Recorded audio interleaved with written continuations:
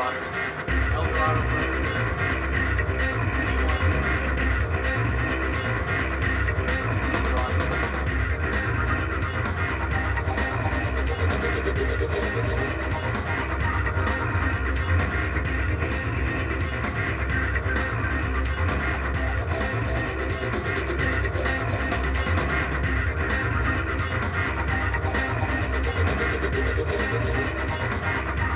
Disco, y'all.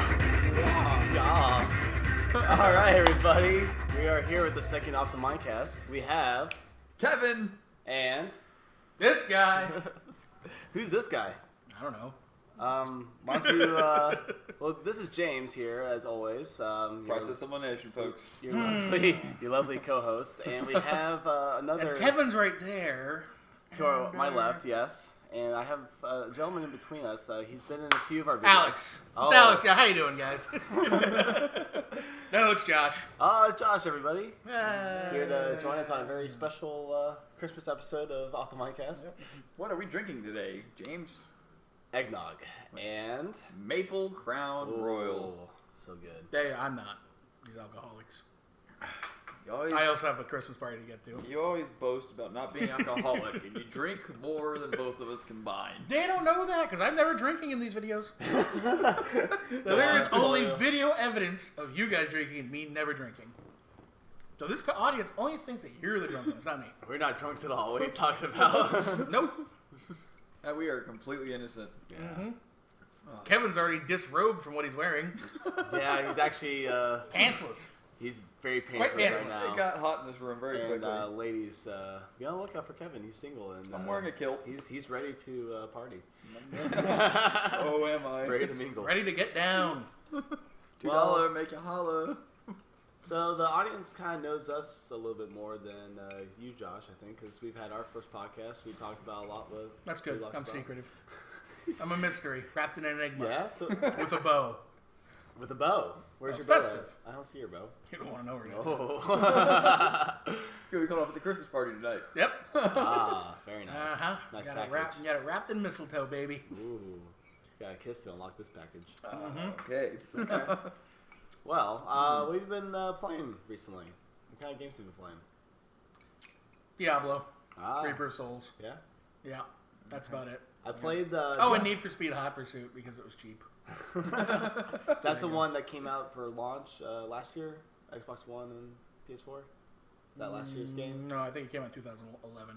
Oh, that one. Yeah. Oh, okay. That's a good one. That's why it's cheap. Yeah. That's why I it like was that. $2.99. Yeah, Criterion made that one. That was a really good one. Oh yeah, it's very fun.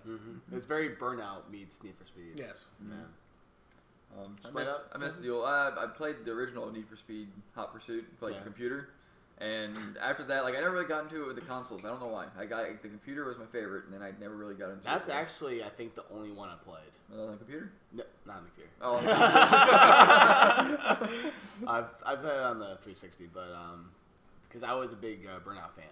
Oh, okay. And then they weren't making Burnout games anymore, really. So it's like, well, here's Burnout, just with the Need for Speed name on it. When did that Burnout arcade game that you constantly play? The Smash one, Burnout Smash, I think it's called. Mm-hmm. Yeah, that's very. I just kind of picked that up when we started playing Yeah. games because it's just a good in between. It looked like an interesting, like a little bit of strategy involved. Oh, where you're gonna, Burnout Crash. That's what it's called because right. it's like the Crash mode from the classic modes in a shrunken down. Oh, okay. Like the biggest. Okay, yeah, biggest crash you can get equals the most points and all that. All right. Exactly. See, I was a little disappointed with Hot Pursuit in the beginning Okay. because I grew up loving Underground. Okay. I loved, customizing them and Sure. making them in goofy colors. Hot Street Racer, Fast Need for no. Well, it Fast was and just, Furious more like style. collecting all the cars and doing all sorts of stupid shit to them, What came first? That like rolling around in a pink Honda. did they capture? Of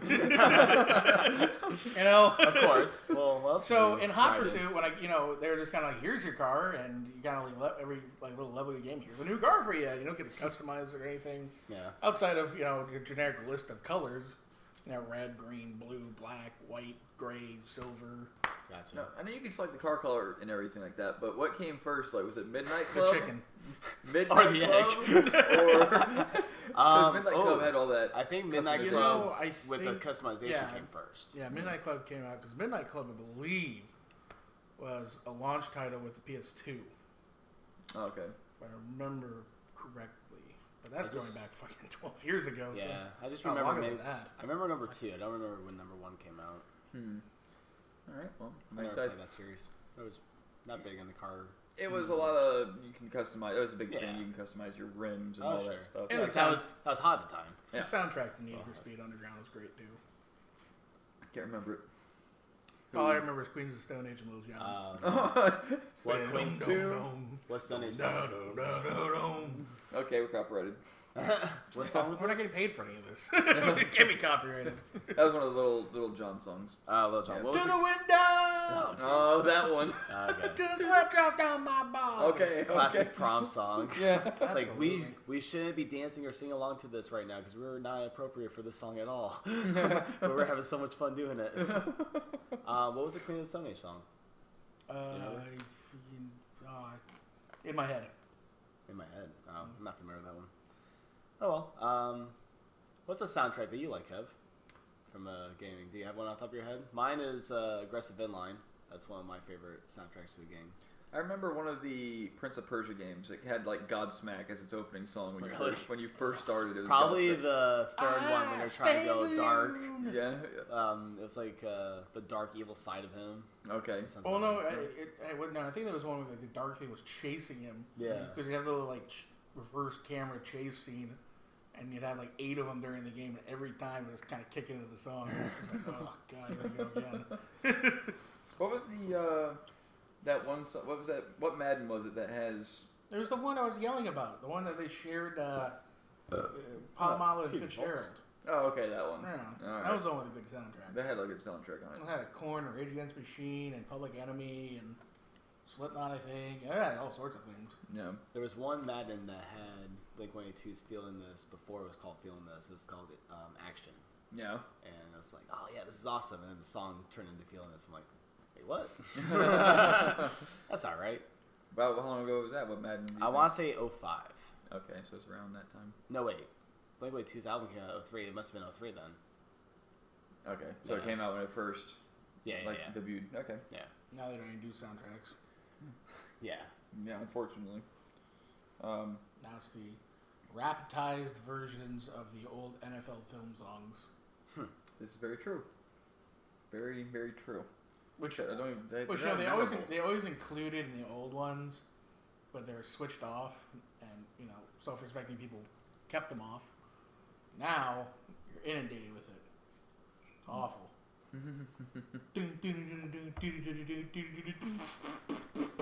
Yeah. Remixing. Yeah. Hate it. Good old. Yeah. That's what our culture loves. Yes, it is. In the snowy tundra of Lambeau Field. Drop the beat.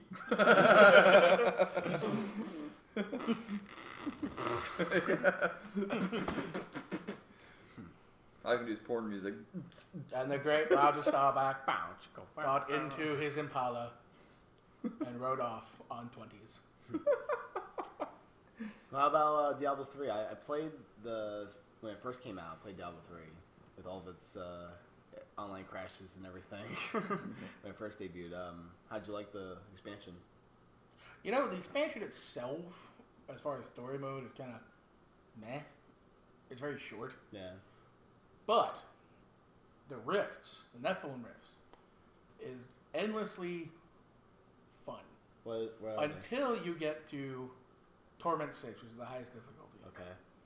Now the rifts, it's a whole bounty system where you go and you basically replay the game, and you get these little. Sounds like Destiny. We know about that with Destiny. But you don't replay the whole game. You can just bounce to go here, kill this boss, kill this elite, clear this dungeon, get a key rift or get a Q stone. When you get, I think it's 5, you get to open up the obelisk, which gives you the rift into a land where you have to kill a whole shit ton of monsters, and then a rift guardian appears. Mm-hmm. And there's like 30 or 40 different rift guardians that you have to kill, and these things are fucking insane. Yeah. They are nuts. But as I said, it's fun. But the problem is now, especially because I play on console, I don't have a fucking computer. Sure. But these people have modded all these weapons, so they're doing like 8,000 attacks per second. Okay. Which obviously makes no sense whatsoever. Exactly, yeah. And it ruins the fun because I'm going through there, no modded weapons, no fucking cheats, no hacking, no none of that garbage. And I can't have any enjoyment in it and having a real challenge because these idiots running through like. So I have to play on a lower difficulty just to be like, well, here I am. But with the rifts, you have to play with other people. You don't have to, but it's obviously more fun. Yeah, when you're playing the way they're supposed to be playing. Supposed to be playing. You get lucky every once in a while on everybody with those things, but it's just the highest difficulty level. And I really don't understand why people would do that. Yeah, kill the enjoyment of it. Especially endlessly. And if you want to do it one time, hey, I'm all for that. Yeah. Cheat your way through it. I don't care. But to sit there and level up that far, these people are like Paragon level, like 350, 400, which means they've been doing this for hours and hours and hours and hours. Yeah. Like sheep. Yeah. I have yet to play Diablo 3, period. Coming to you, that's pretty surprising. Yeah, I know. I wanted to record it, but James had already played it, and Josh Whoa. I said you already played it. I have never said let's not play, because I told you many times that I'm down to play it. That'd be an awesome one to record. Josh doesn't care. He's tossing it to the wind, and he just wants to play it. We'll totally play it, dude. Nope. Y'all suck. Alright, that's coming from Kevin. He doesn't want to record it. It's all on him. Yeah. Playing the victim, damn it. Yeah. Oh, no. It's not going to be your first time. I don't want to be unless it's your first time. Basically. I'll be the only one Trust me, you want to go play with me right now. You get in trouble, I'll spell out. Wait, hold on. Alright, fixed it. Carry on. We got you, Kevin. These are my bodyguards. Hi, Diablo. Well, that's the thing.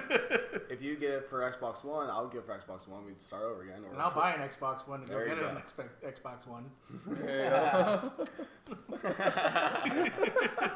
Come on, Josh. Be part of the cool kids. I'm seeing a difference in investment here. I mean, right initially. Well, fine. We'll get it for 360. No. See, the thing is on Xbox One, it's much more like the computer. They have the greater rifts, which are even harder. Oh, great. Yeah, I think the highest level of greater rift, you can't beat by yourself. It's just impossible. Kind of like how the raid should be until that one guy beat all by himself. Yeah, pretty much. Yeah. Okay. Yeah, it was hilarious that he won. Like, it was the new raid, and he beat by himself. Yeah, exactly. Yeah. That was crazy. That's for Destiny. My favorite part about it is like when you first start it, he dies. Well, obviously he doesn't know what he's doing. Yeah. Mission accomplished. All this build up, like any like dancing and stuff, and it started off. I think he was like showing off all his armor, and then he walks in and dies. But it took forever. Oh wait, well he has to show his armor because he's like, oh, this is the stuff that I'm using. Like it makes sense to show your armor, but it was a little. At one point, it's like, dude, I don't fucking care. Let's see you get through it. Yeah. Well, anything else going on? Ain't seen any movies lately? Nope. No movies. Don't believe in movies. No, don't believe in movies. All right. Don't have time. Well, any other things you want to get off your chest for your introduction to the Fractal Minds podcast world? Probably not. Anything safe for their ears? No. All right. Well, let's get right down to the meat of what this podcast is supposed to be. Our top 10s for 2014. All right. Since this is the last podcast. It will be. It's a few days till Christmas, and it's due in fact. Yeah. Get it over with. This is exciting. Yeah. I'm excited. I'll hang myself with Garland in a minute. Ho, ho, ho. It's been a wonderful Christmas time, Josh. For you and Yeah, it's my first year not having to suffer through Christmas. Oh, see? I'm on the outside of it. Yes. Yeah, I'm surrounded by it. Still gotta listen to Christmas music everywhere you go. Mm-hmm. Thank God for Rudolph Soft Radio.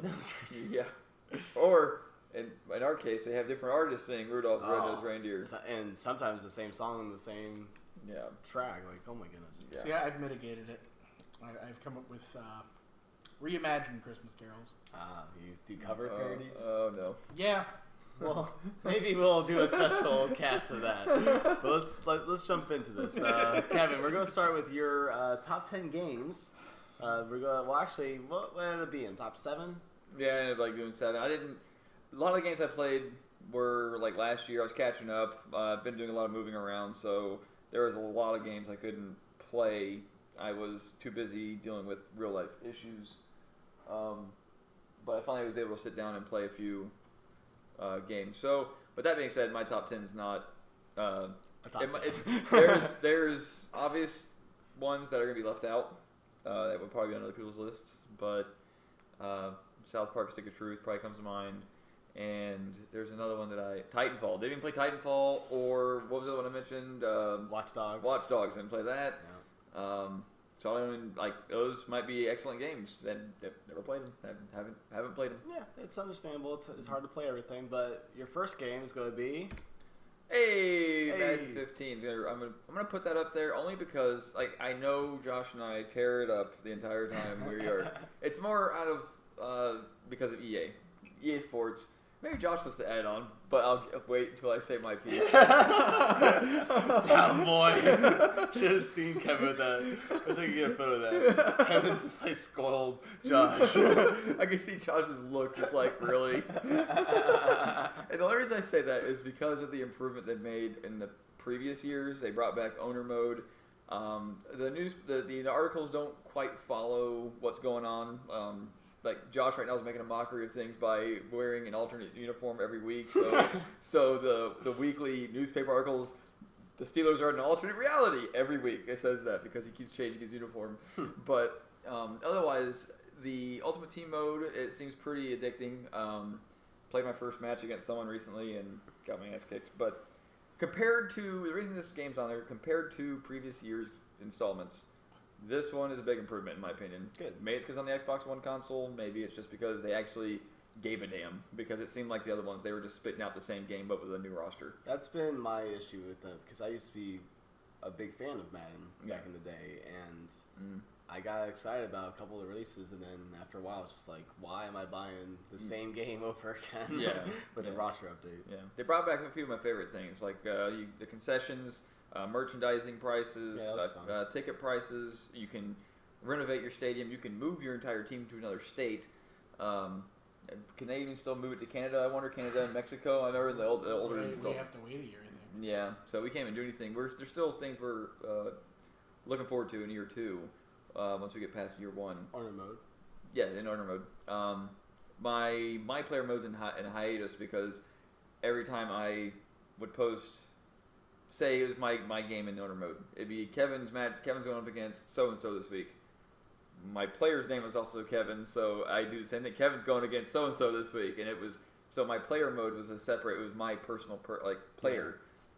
So I'm thinking of changing his name to something kind of comedic, but we'll wait on that. I could do that, but and just make him like no armbands, nothing, just plain. Like the older jersey, everything. We'll see. I'm playing with that one. I still want to do a single my player mode because that's pretty fun. It's a whole different experience. So that's going to be interesting. Of course, without NCAA football, there's no importing rosters anymore. So that's the only disappointment there. But that's not Madden's fault. That's no one's fault. The NCAA players. It's the NCAA's fault. But yeah, the NCAA's fault. The college players won the rights to get money for the NCAA football games coming out, and there's thousands of kids in that game because there's 116 teams, so 40 players per team. So yeah, calculate that. So I mean, it only makes sense because we went through and up until you're able to kind of share roster names. We never kept this QB7 and QB42. Yeah, didn't have you went in and you changed all the names, and so these kids, they're never, I don't want to get too far into this, but these kids are being represented in this game. It's their likeness. Yeah. It's them. Yeah. They should make something out of it. Yeah. Well, now you see the so maybe in the result, future, once the NCAA is disbanded for being the corrupt organization that it is, maybe we'll have some sort of college football game in the future. But who knows?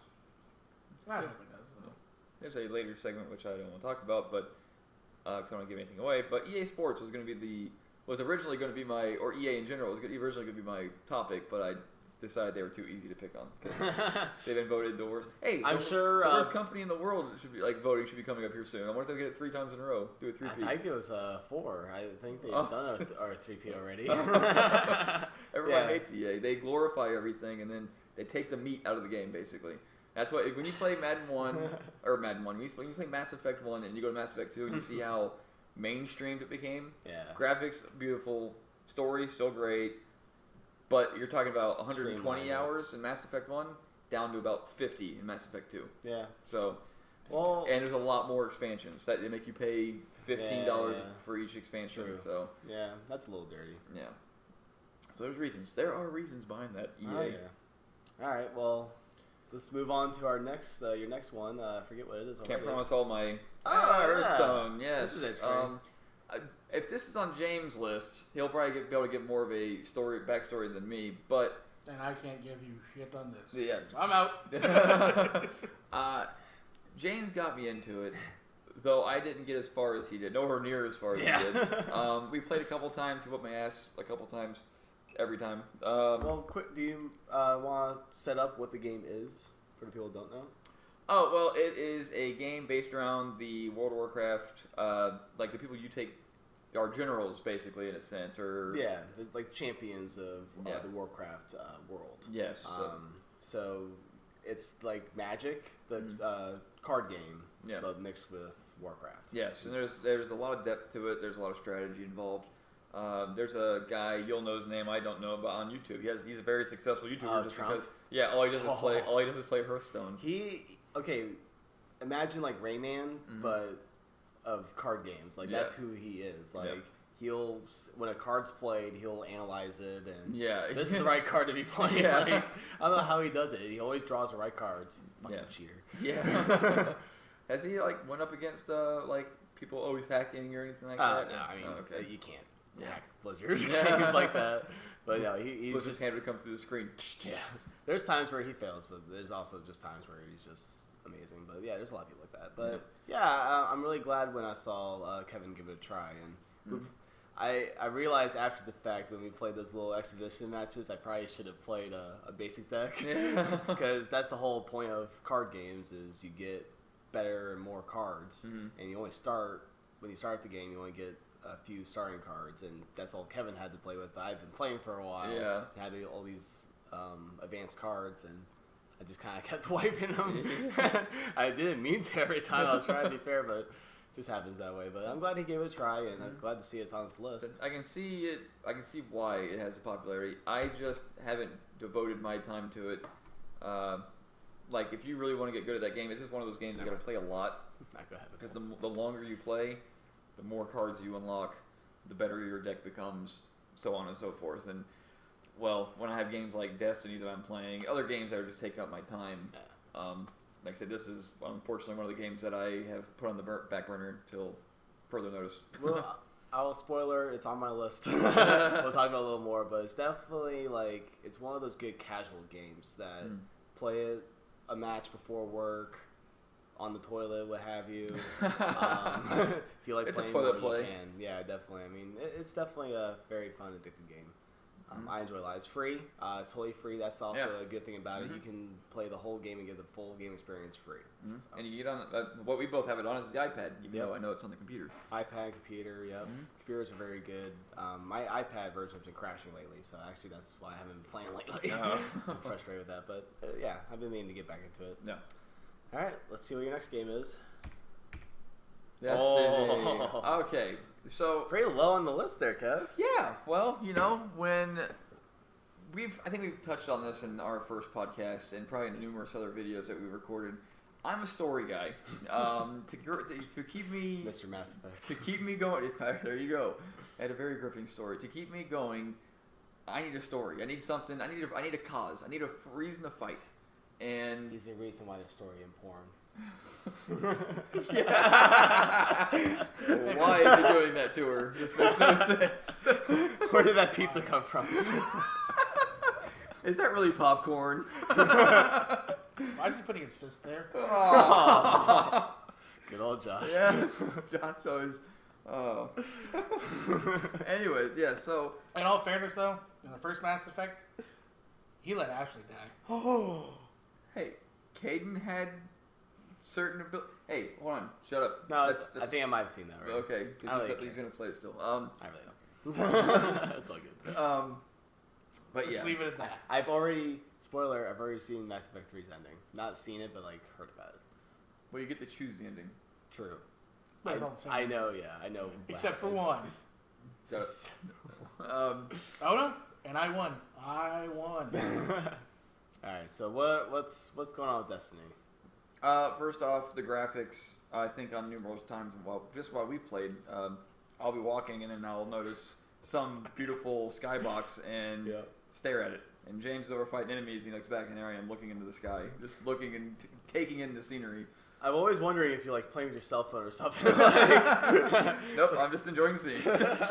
I'm like, Kevin, come on. AFK. Sorry. Yeah, exactly.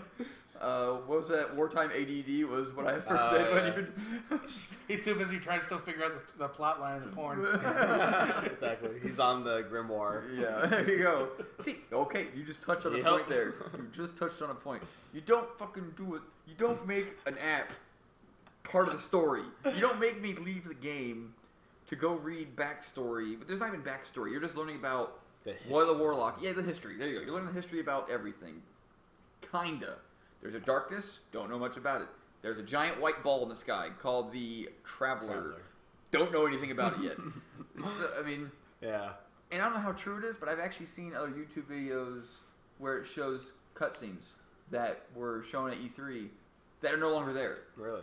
They're actual cutscenes. It looks like a story. They just cut from the game. Yeah, that's been. I mean, I like my story as much as Kevin does. It didn't bother me too much because I was having too much fun playing, but it wasn't a lasting experience because there was nothing really keeping you involved in the story. Yeah, the bounties. I don't know how many times I've killed 100 enemies without dying. I don't know how many times I've gained 9,000 power without dying. Now, when the special, like, okay, the DLC just came out. Now it's kill 3 people without dying 5 times. It's some weird, like, little things like that. Granted, I'm bashing it to shit right now. But the reason I put it up there is because of the graphic. Out of 3 things, there's 3 main points in a action adventure game like this, shooter, first-person shooter. The way the controls respond, flawlessly. Yep. The graphics, again, you can tell they put a lot of work into it. They only fail at story, in my opinion. Well, we'll get to the rest later, but because there's one other thing I could touch up on. But out of the 3 main components, they hit up on 2 of them perfectly. Just the story, I wish they would have. We'll see what they bring to the table with later DLC. Hopefully, I think Destiny 1 is going to be Destiny 1.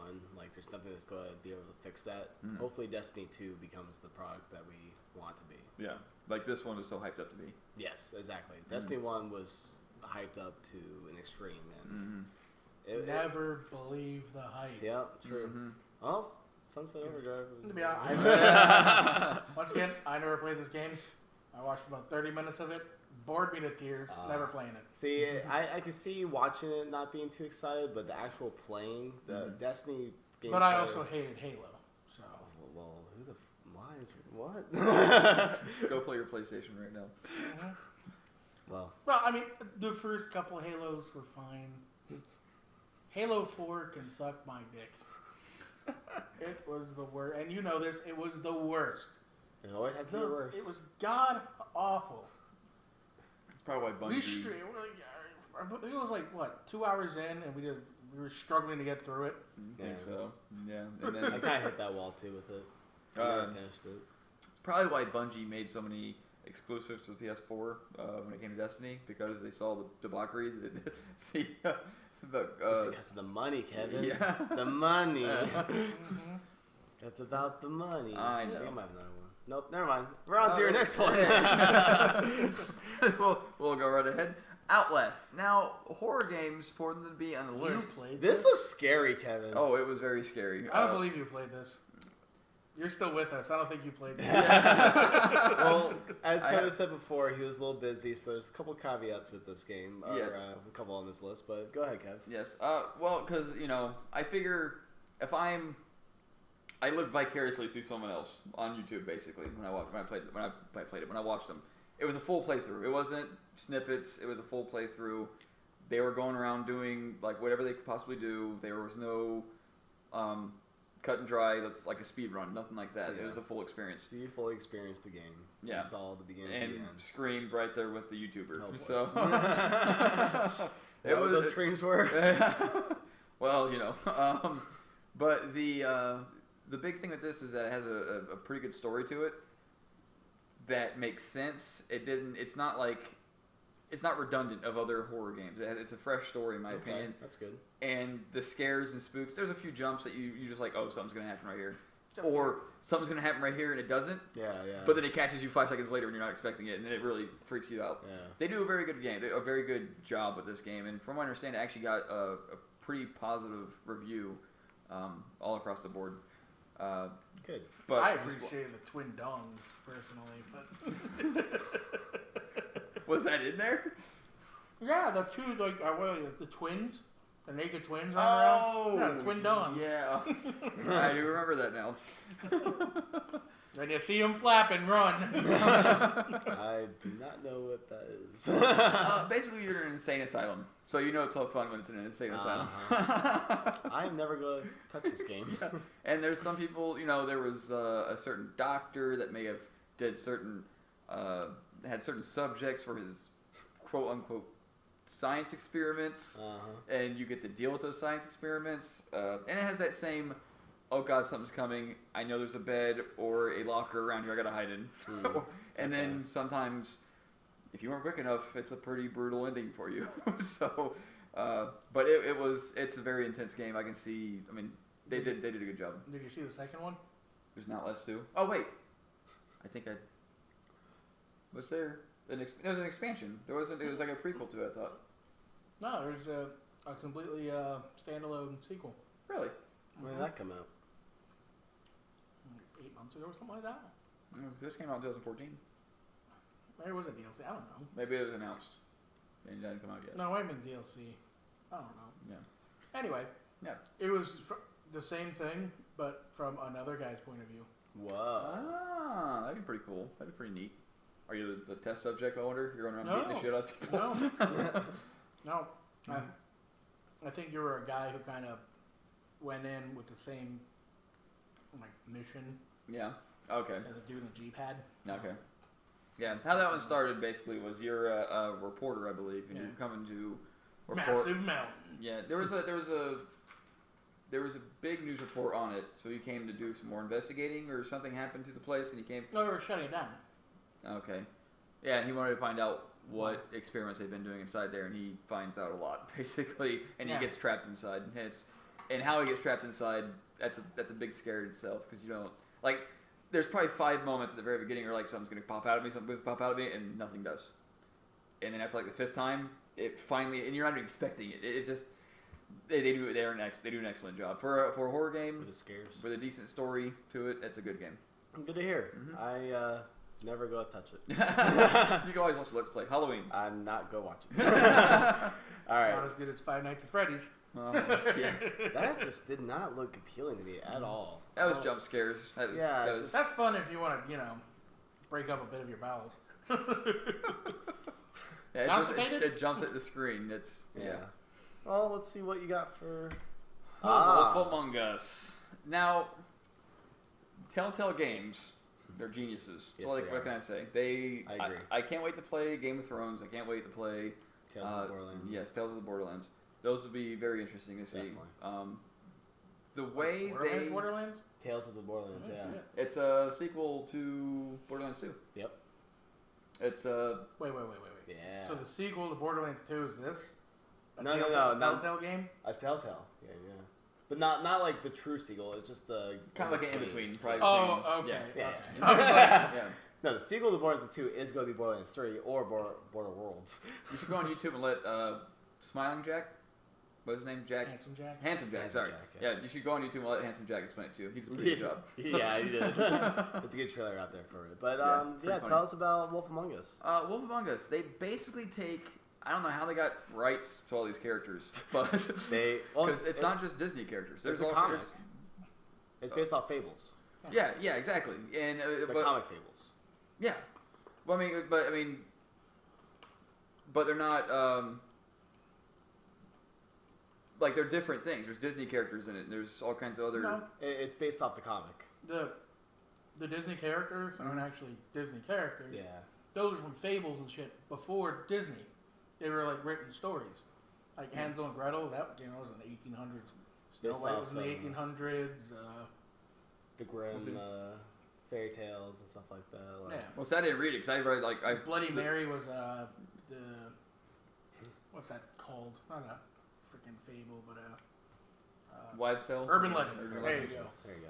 Well, so I didn't even know that because when you start off, you read about just the big bad wolf. Yep. And then Little Mermaid, Sleeping Beauty, the Magic Mirror.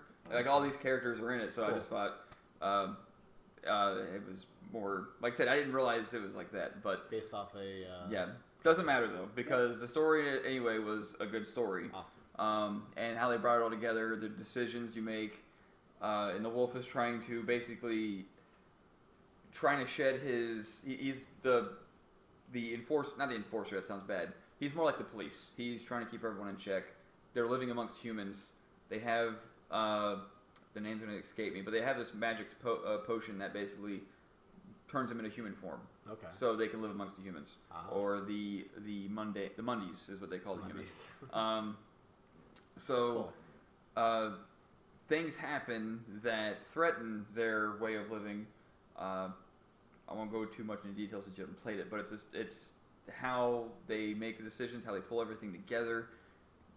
It's phenomenal. It's a phenomenal game, and me being the story guy, I'm surprised. Yeah, Telltale is right there for the story lovers. Yes, and they do an excellent job. Definitely. Excellent job. Can't forget The Walking Dead. Yeah, Walking Dead season 1 was a brilliant game. I'm really looking forward to Telltale games. They just announced that bundle for all their games, so Yeah. begin that shortly. And the thing, playing some their games. Jurassic Park game was so. Oh, that was horrible. there was this dark period of Telltale games. And Back to the Future. Back to the Ignorant still. Future. It was right after Sam & Max. Right where they started coming out with Sam & Max games, they did a Bone game off the comic book, and it just weren't that great. And then they did Walking Dead, and that changed the way they made their games. So, Oh Yeah. yeah. yeah, so this is how you do games. So Yeah. I'm glad Telltale's in the positive So- side. Real quick, because Tweedledee and Tweedledum, those are a fable. Yeah, they're all fables. Yeah, dude. All Like, these fables. are like stories that people told back in the day. Yeah. Yeah. What would Tweedledee and Tweedledum's story be? It's like Oh, yeah. little Jack Horner sat in a corner, Yeah. all jerking those off the rhyming. magazine. Okay. It's like nursery rhymes. Yeah. Shit. Oh, okay. Well, All that stuff. You just kind of like take it, expound upon it. they expounded upon it. Cool. Good to hear. Let's see what you got next. Dark Souls Ooh. 2.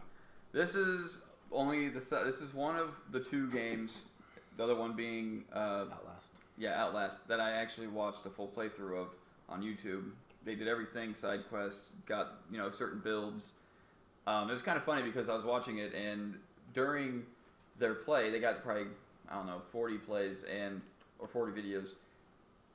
And 40 videos in, there's an update because they were doing this one build for Magic, and there was a patch that came through. They were playing on the computer. The graphics were beautiful. Story's great. If you didn't have to play you don't have to play Dark Souls 1 to get this game, but there are some elements that they throw in that if you see it, you're like, hey, it's that guy. Yeah. I never played Dark Souls 1, so I never had that, but when the guy said it, I'm like, oh, okay, that's pretty cool. I'm trying to brain fart what I was just saying there for a second ago. The character that you're playing, basically, obviously there's zombies, there's a darkness that's on this in this land, basically, and people are being infected and dying themselves and becoming what they call hollow. And when you become hollow, obviously you go to, if you can actually die in the game. If you die, you are your stats go down a little bit. There's some things that go up, I believe, and then the only way you can come back to being in human form is to help You can there's a certain potion that's hard to find, but you can also join someone else's game. Like say they're about to fight a boss, they can do a spell to summon you, and if you go and help them defeat that boss, you gain your humanity back. It's a pretty cool element they added to the game. I don't know if you can actually advance too far in the story as an undead, I guess you can say. Yeah. A soul, if you will.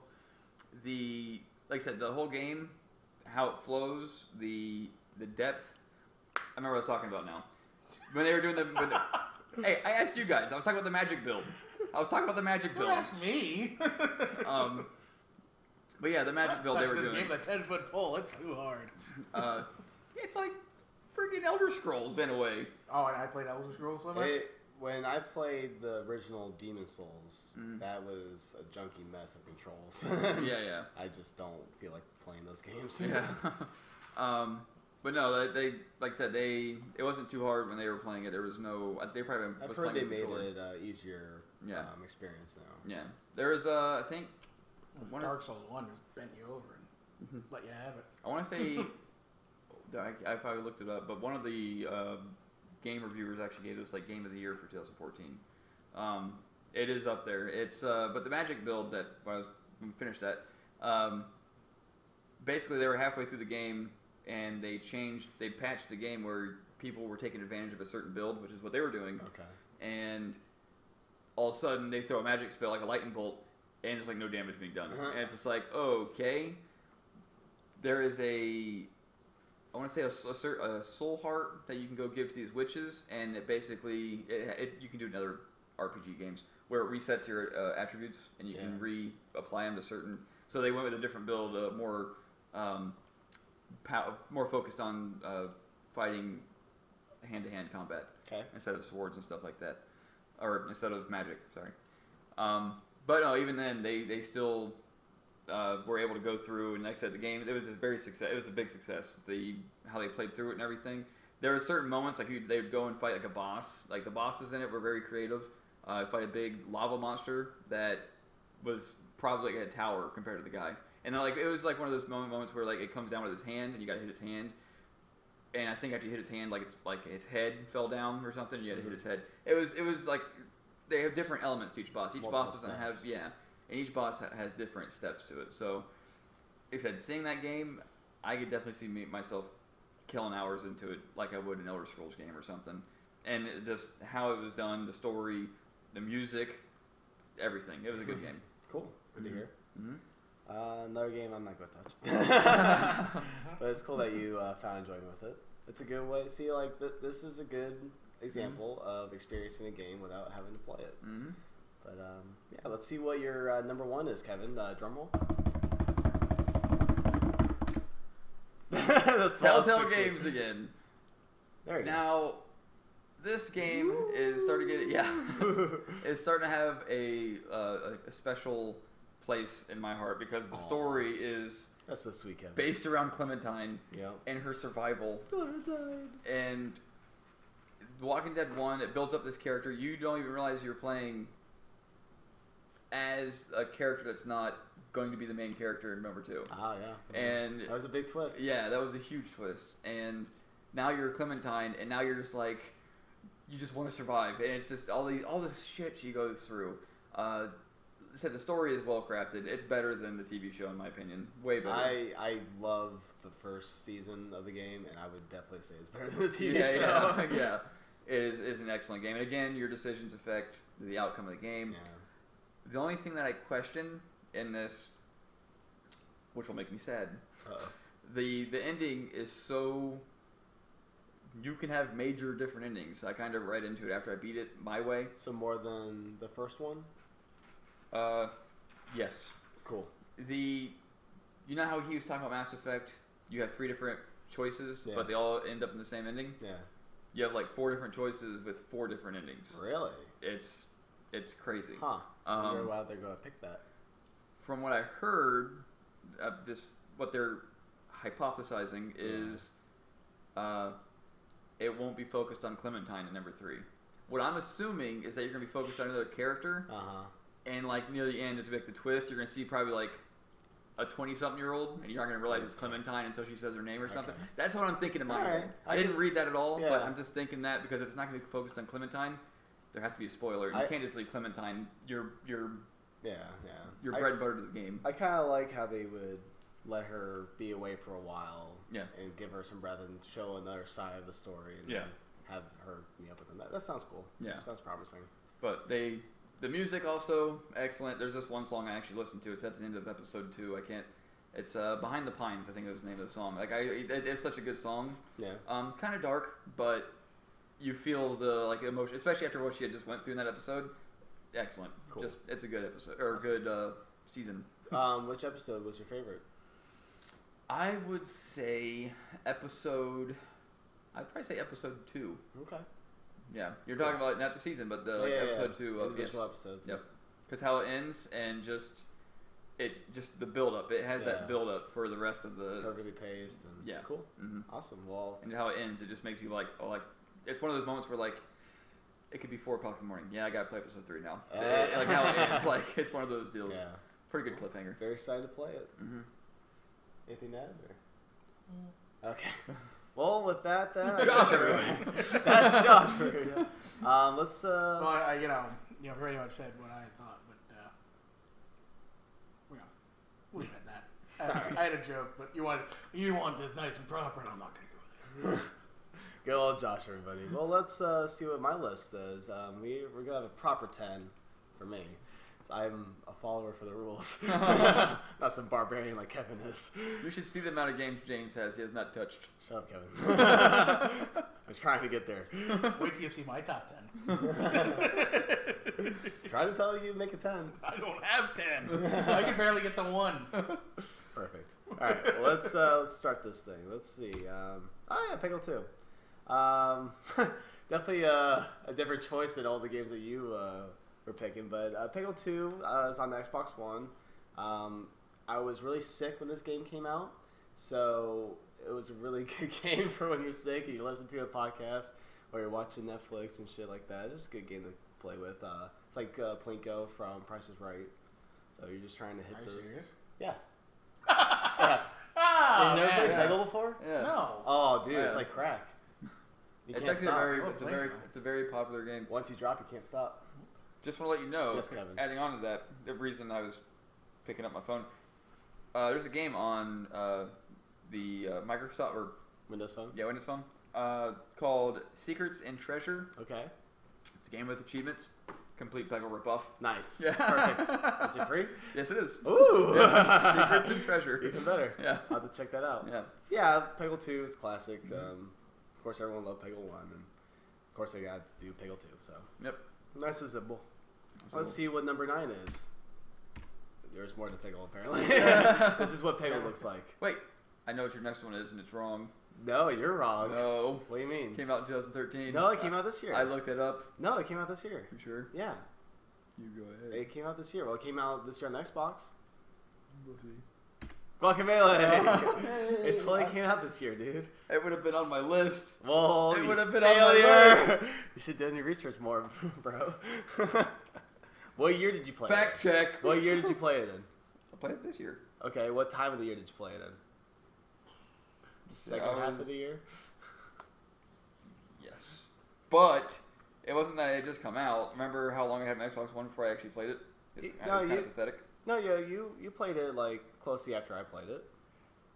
That's not important. Well, Guacamelee is a An excellent game. Yes, it's very excellent. Again, beautiful graphics, but it's the gameplay is like a Metroidvania, kind of like Shadow Complex. Did you guys play Shadow Complex on 360? I actually didn't play it. I know what you're talking about, though. God damn. Never even heard of it. I had to make Oh, everyone. my I had to make sacrifices to play other games, man. We all make sacrifices, Kevin.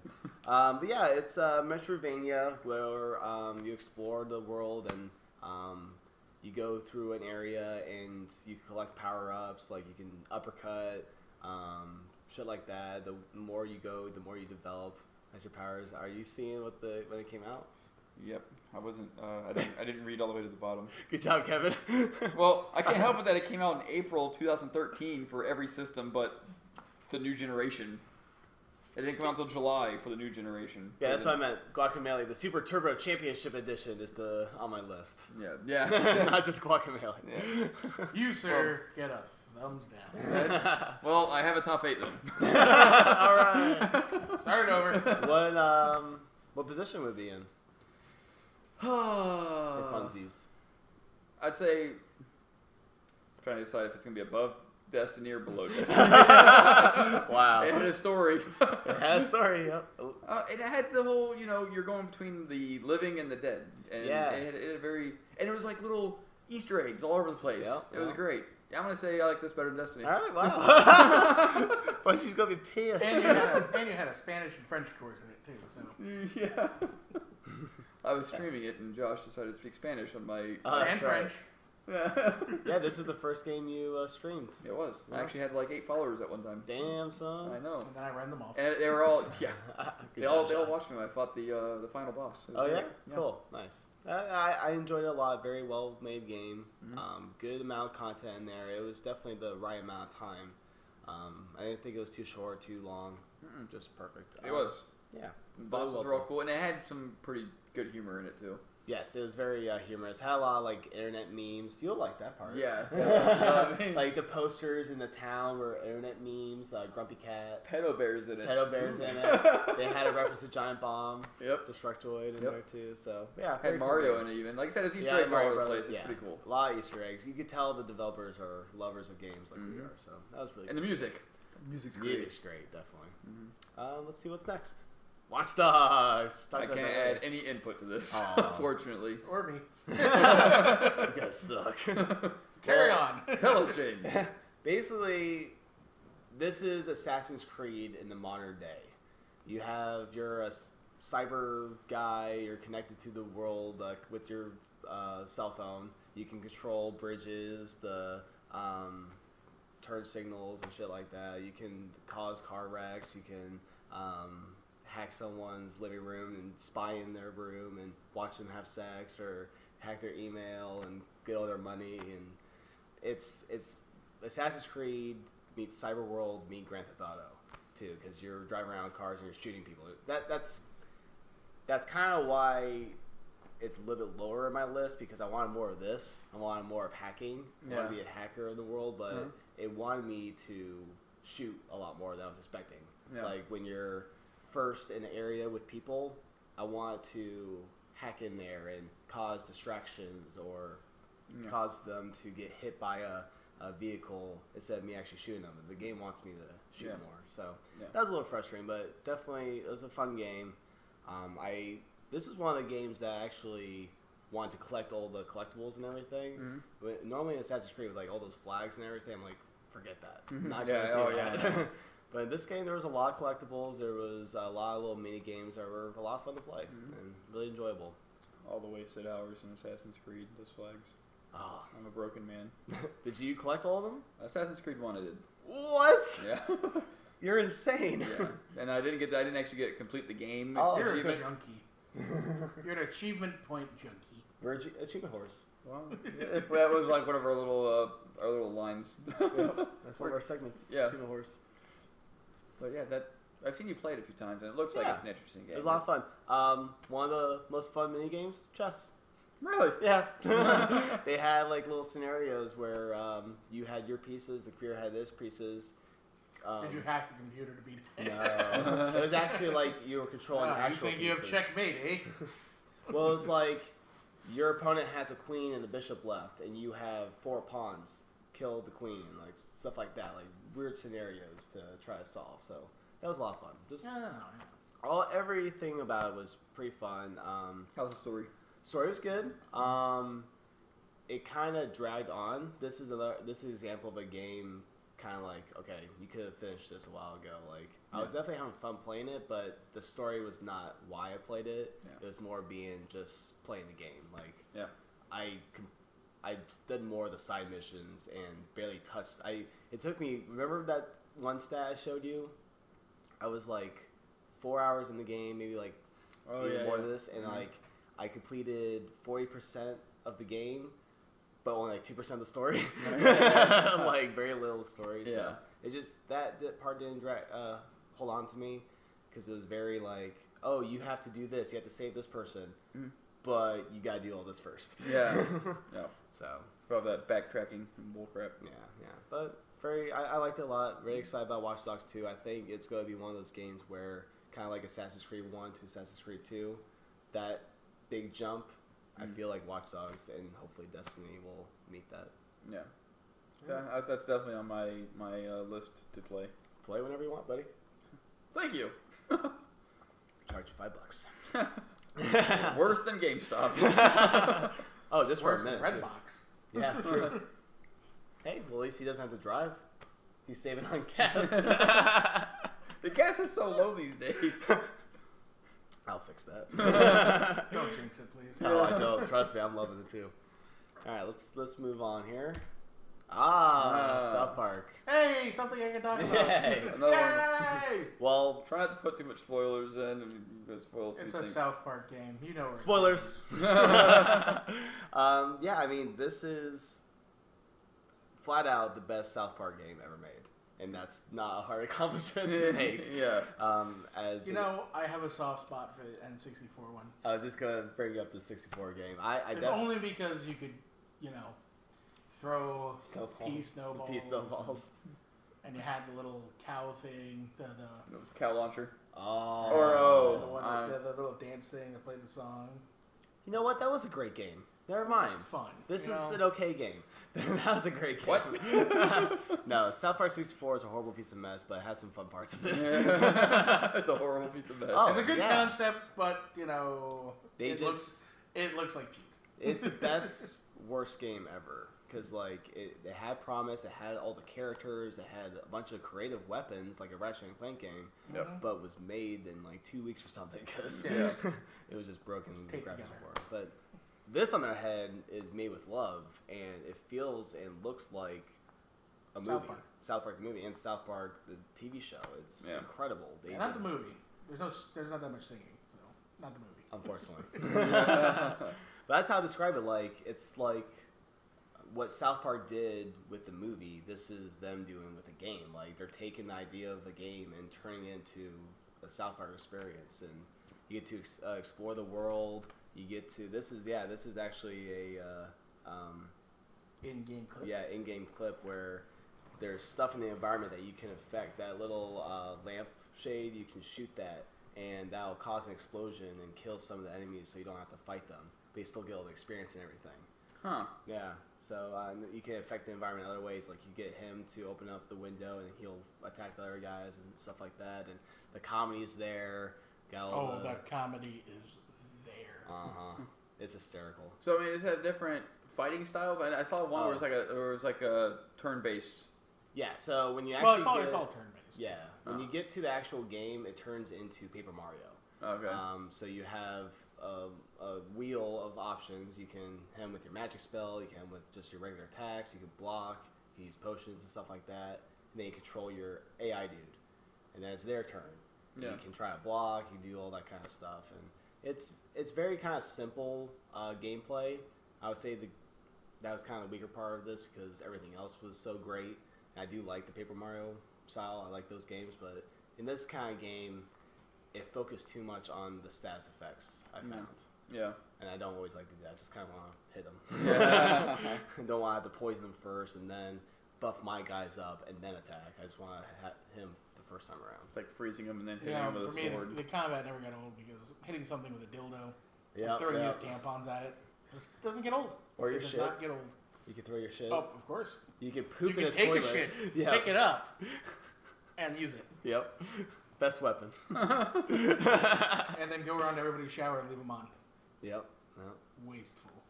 And another thing, exploring the environment. There's a lot of fun stuff in the environment to find. A lot of Easter eggs. A lot of quests that you can do too. It's very RPG in that way, where there's a lot of quests you can do. You can find Al Gore and beat the shit out of him as he deserves. So. Al Gore was the toughest. Yes, he was. Yes. Took way too long to defeat the asshole. Oh, that was such a frustrating battle. Mm-hmm. It pissed me off. Fuck Al Gore. I think I stopped playing the game because of that, actually. Really? Yeah. You beat it? Oh, yeah, I beat it. Oh, okay. Yeah, I went back and I was actually I was near the end of the game. Oh, okay. So I went back, I was like done in an hour. I'm like, oh, okay. Yeah. Yeah, anything else you want to talk about, Josh? No, that pretty much covers it. Pretty fun experience. I love this game. Yep, I'm glad I played it because I was like, yeah, South Park, whatever. It's like, no, dude, South Park's great. It hit every kind of note South Park does. Yep. Right down to, It basically hit all the characters too. Nazi zombie fetuses. Aborted Nazi zombie fetuses. He said no spoilers, but there's an amazing scene. He already knows about the aborted Nazi zombie fetus. I told him about it. Have you seen that scene? No. Yes, you did. I sent a picture of it. I sent a picture of the giant one. Let's just say there's a very graphic... Kardashian moment. Yes. In true South Park fashion, they hit some walls that they... No one's safe. Yeah. No one and nothing is safe. That's right. But let's move on from abortions to Super Smash Brothers. Hey, you do have that game, don't you? Yeah, I got it recently, and of course, it's Smash Brothers. Everyone knows how Smash Brothers is. It's a lot of fun. Yeah. Got all of Nintendo's mascots in for the fun. What I miss most about not having a Nintendo system anymore. Seriously, like the Wii U version of this game makes you want to get a Wii U. Yeah, that's the one game right now that I would get, and that's basically what the Wii was for the most part. Yeah, a couple other games, of course, Punch Out, for example. But yeah, I mean, Smash Brothers is great. Chucking your remote through a TV. Yep. That was the most fun Wii U. Oh yeah, definitely a lot of fun. Well, he's dead. Not gonna play this game again. Yeah, I mean, it's classic Smash Brothers. There is a single player mode after having to dig through menus to find it. That's kind of the most frustrating thing about this version of the game is that not very user friendly. Kinda. I mean, when you first open it up, there's a big red smash, and you think, okay, that's where I should go to play the game. That's where I should smash. Yeah, exactly. I want to smash, so I want to do it now. You go there, and it's just your classic fight mode. It's like, okay, that's cool, and then what else is there? Oh, there's Smash Run. Let's see what that is. And with that, that's a cool concept. You get 4 players. They battle through a maze, and they battle little enemies and get attributes to boost them up. Mm-hmm. And then after that 5 minutes is up, they all battle, and whoever wins gets the big prize. Oh, okay. So it's another way of doing a smash. All right. And you're like, okay, cool. Where's everything else? Yeah. And for a while, you're like, okay. And then you go to this other menu. It's called like Other or the Stadium. That's what it's called, the Stadium. And that's where the real game is at. Really? Yeah, classic mode. You have the Stadium. You have multi-man smash. You have the target blast stuff. So that's where the real meat of the game is. Right. And once I discovered that, I was like, okay, my worries are assured. Like when I told Kevin when I first got this game, I was really upset at first because I was like, where's the content? Yeah. There's no fucking content. But I found it, and I love it. It's definitely... you still have all the challenges? Yep, there's the one thing, the carrot on the stick. This game is doing that to you. The little carrots, like they show you what to get, and you want to get more. And once you complete it, there's a whole closet full of carrots. Yeah. So it's pretty much an endless reason to play this game. Sandbag challenge. Yep, the home run contest. Yep, those are a lot of fun. Yep, that home I will say Ganondorf, that's your boy. That's who. Yeah, my boy. Cool. I will say the controls are not the best. The 3DS isn't really meant to be a Smash Brothers game. That analog stick is just not as responsive as Nintendo wants it or believes it thinks it is. So that's been a little frustrating. I think having like the GameCube controller or a classic controller would be really helpful. Maybe a port. Like a port into the 3DS. Yeah, that'd be cool. Yeah. That'd be killer. Do it, Nintendo. And this is how it looks. This is how the 3DS version of the game looks. It's not bad. Like that is one thing. GameCube. It looks like GameCube, yeah, pretty much. And there's a filter on the characters, kind of like in Binding of Isaac, where you can have it be very pixelated. Yeah, not necessarily pixelated, but more of that dark outline surround the character, or you can remove that. But the the weird thing about this game too, it's very zoomed out, like your camera angle. I kind of want to be closer into the action. Yeah. That's been one kind of issue.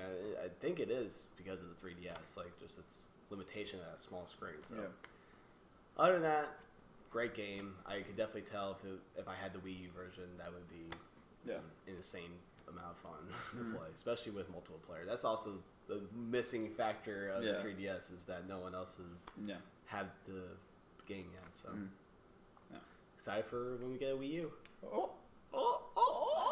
Not happening. Josh, you need to buy us a Wii U. Nope.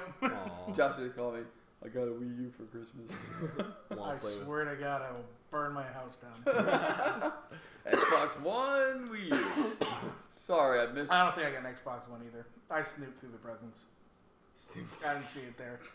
You're 12. No, Josh is 12 I don't like surprises. I don't want to feel that disappointment on Christmas Day. And the tears on my face. You like So no, I don't like to wait till Christmas to find out what I got. I like to find out before. So. Okay.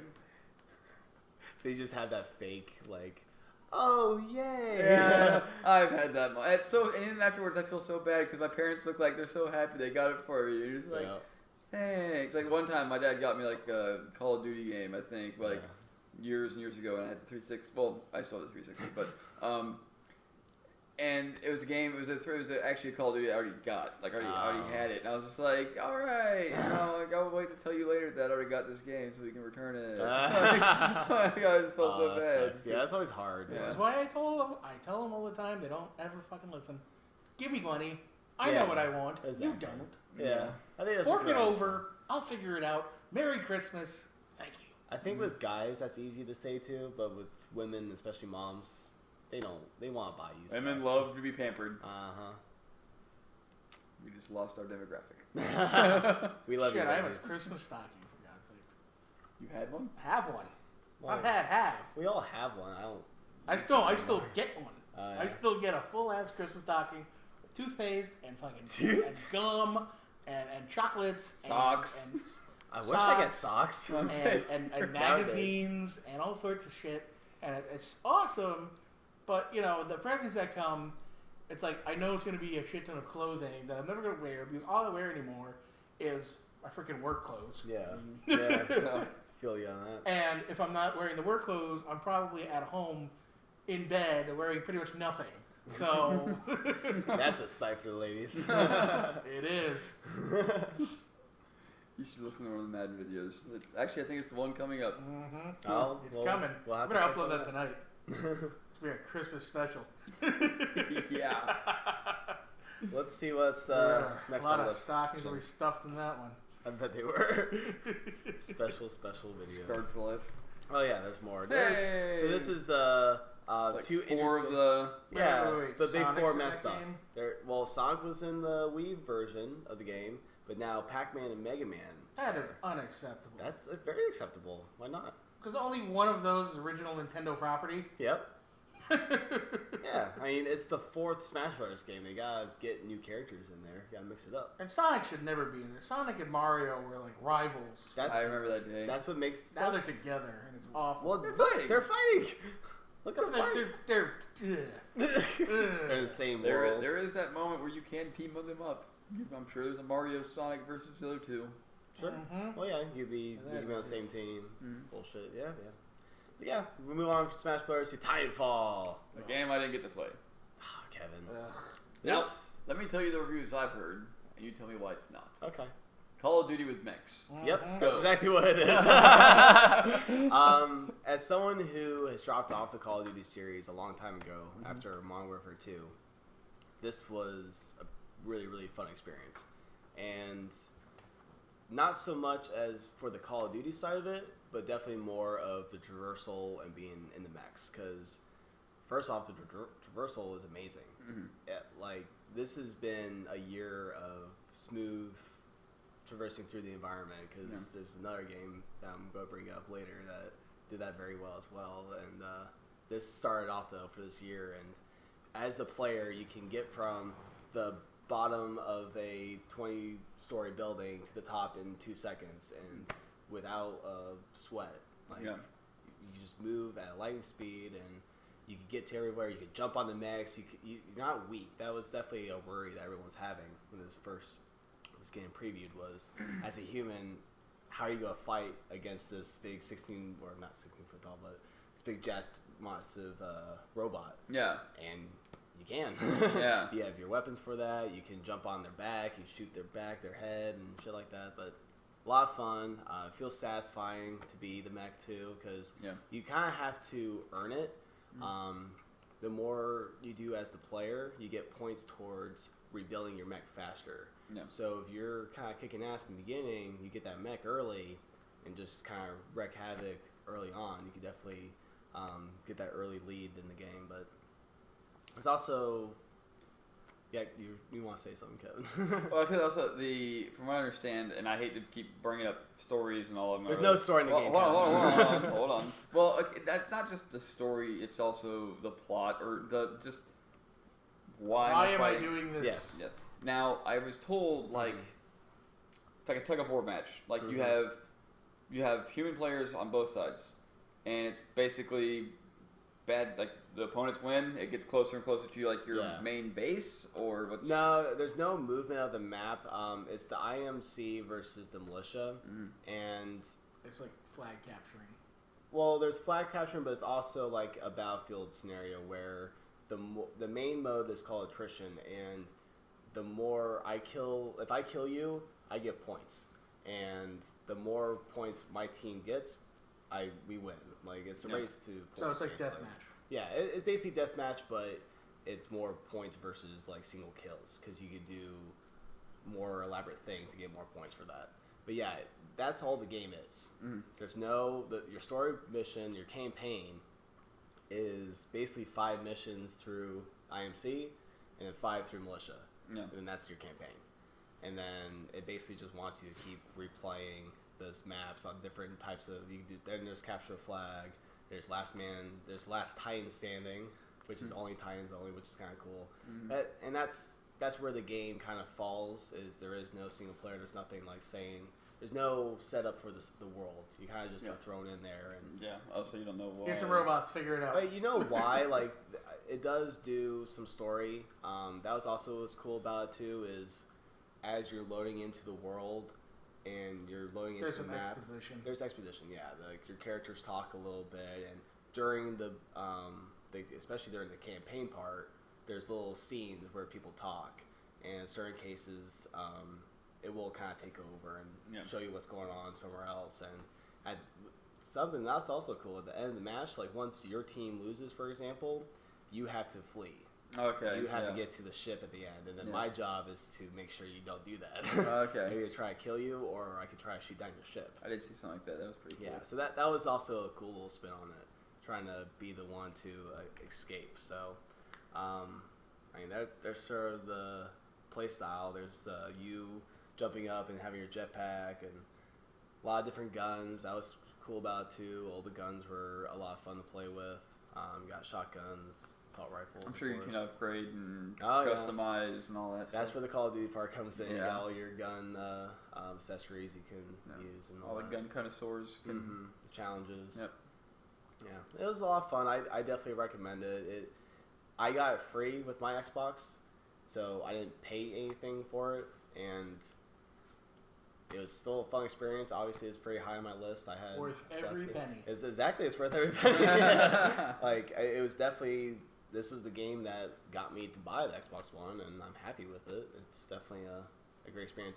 It's definitely kind of one of the situations, though, where, like Watch Dogs, like Destiny, was kind of wanting a little more. I was promised a little bit more with the game, and didn't quite meet it, but it was still a fun experience. Yeah. You know, I'm looking forward to what they bring with it. I didn't buy the season pass. I was really close to buying it, but it was on sale, and I meant to, and I forgot. But I'm not too bummed about it either, because I got other stuff to play. But they've come out with have they come out with a lot of things? Yeah, they come out with maps and shit. Like that. Yeah, they also come out with a lot of free stuff too. I'll give them credit for that. They're doing a really good job of pushing the free content out there. That's an EA game, right? It is EA, because the guys before were Infinity Ward from Activision. So yeah, this is the EA property. Giving away free stuff. not like them, but they're changing around. Had to do it getting their 4th straight worst company of the year award. They gotta keep the streak going. Yeah. Let's push on through to the other side of Destiny. Whoa! We won't go too crazy. I'm the hunter. Yep. So how do you feel about that? Well, overall, it's definitely a positive experience. I enjoyed it a lot. It didn't keep me hooked on it because it didn't really have much of a story at all, but definitely enjoyed the experience. Like Kevin said earlier, controls are top notch. In my mind, Bungie really knows how to make a game. You got a phone call, Kev? Work. No work. No. Mm-hmm. Wait, work? Work. Keep going. I'll listen to the voicemail. All right. So, yeah, Destiny. What if the store's exploding and you're their only hope? Obi-Wan Kenobi. I live an hour away. There's also managers for that shit. Yeah, exactly. Anyway, but Destiny, well played. This is a very well made game. We don't have to go too much on it because we had a whole podcast pretty much dedicated to it before. It could be the love of your life, Colin. Or now you're letting it go to voicemail. Oh, Kevin, your opportunities are flowing away. Yeah. I was going to mention something since you brought it back to Destiny. Oh, well, I can probably bring it up later. This is the moment to bring up Destiny. When Destiny comes up for a 3rd time. Oh, yeah, that's right. Yeah. I think it is, was it? Did I put it? Oh, yeah, I did. Never mind. Just kidding. Yep. It is coming in for a 3rd time, isn't it? Yep. We're moving on to number 2. Wait, no, that's not number 2. That's number 3. It's Hearthstone. It's the game that we talked about already. Yay! Well, these are. Man, if you had cut this down to 7, we'd have all new original material. Well, no, I gotta have my picks. Can't help it that Kevin picked my stuff. Kevin was first. That's not fair. Did you have, did you say everything you wanted to say though when we went over it? Who's your favorite character? Who's your favorite? characters? Who's your favorite card? Well, Warrior. Strategy. Warrior, of course. No, I mean the game is very well made. Again, Blizzard did a very good job with this game, being the perfectionists that they are. The graphics are top notch. Do you really need to do that right now? Yeah, man, quit jerking off. Don't worry. Kevin just pulls out his penis in front of me and starts of fapping. course I can't talk about Hearthstone then. Yeah, well, you wanted the warrior. You got the warrior. Show you my warrior.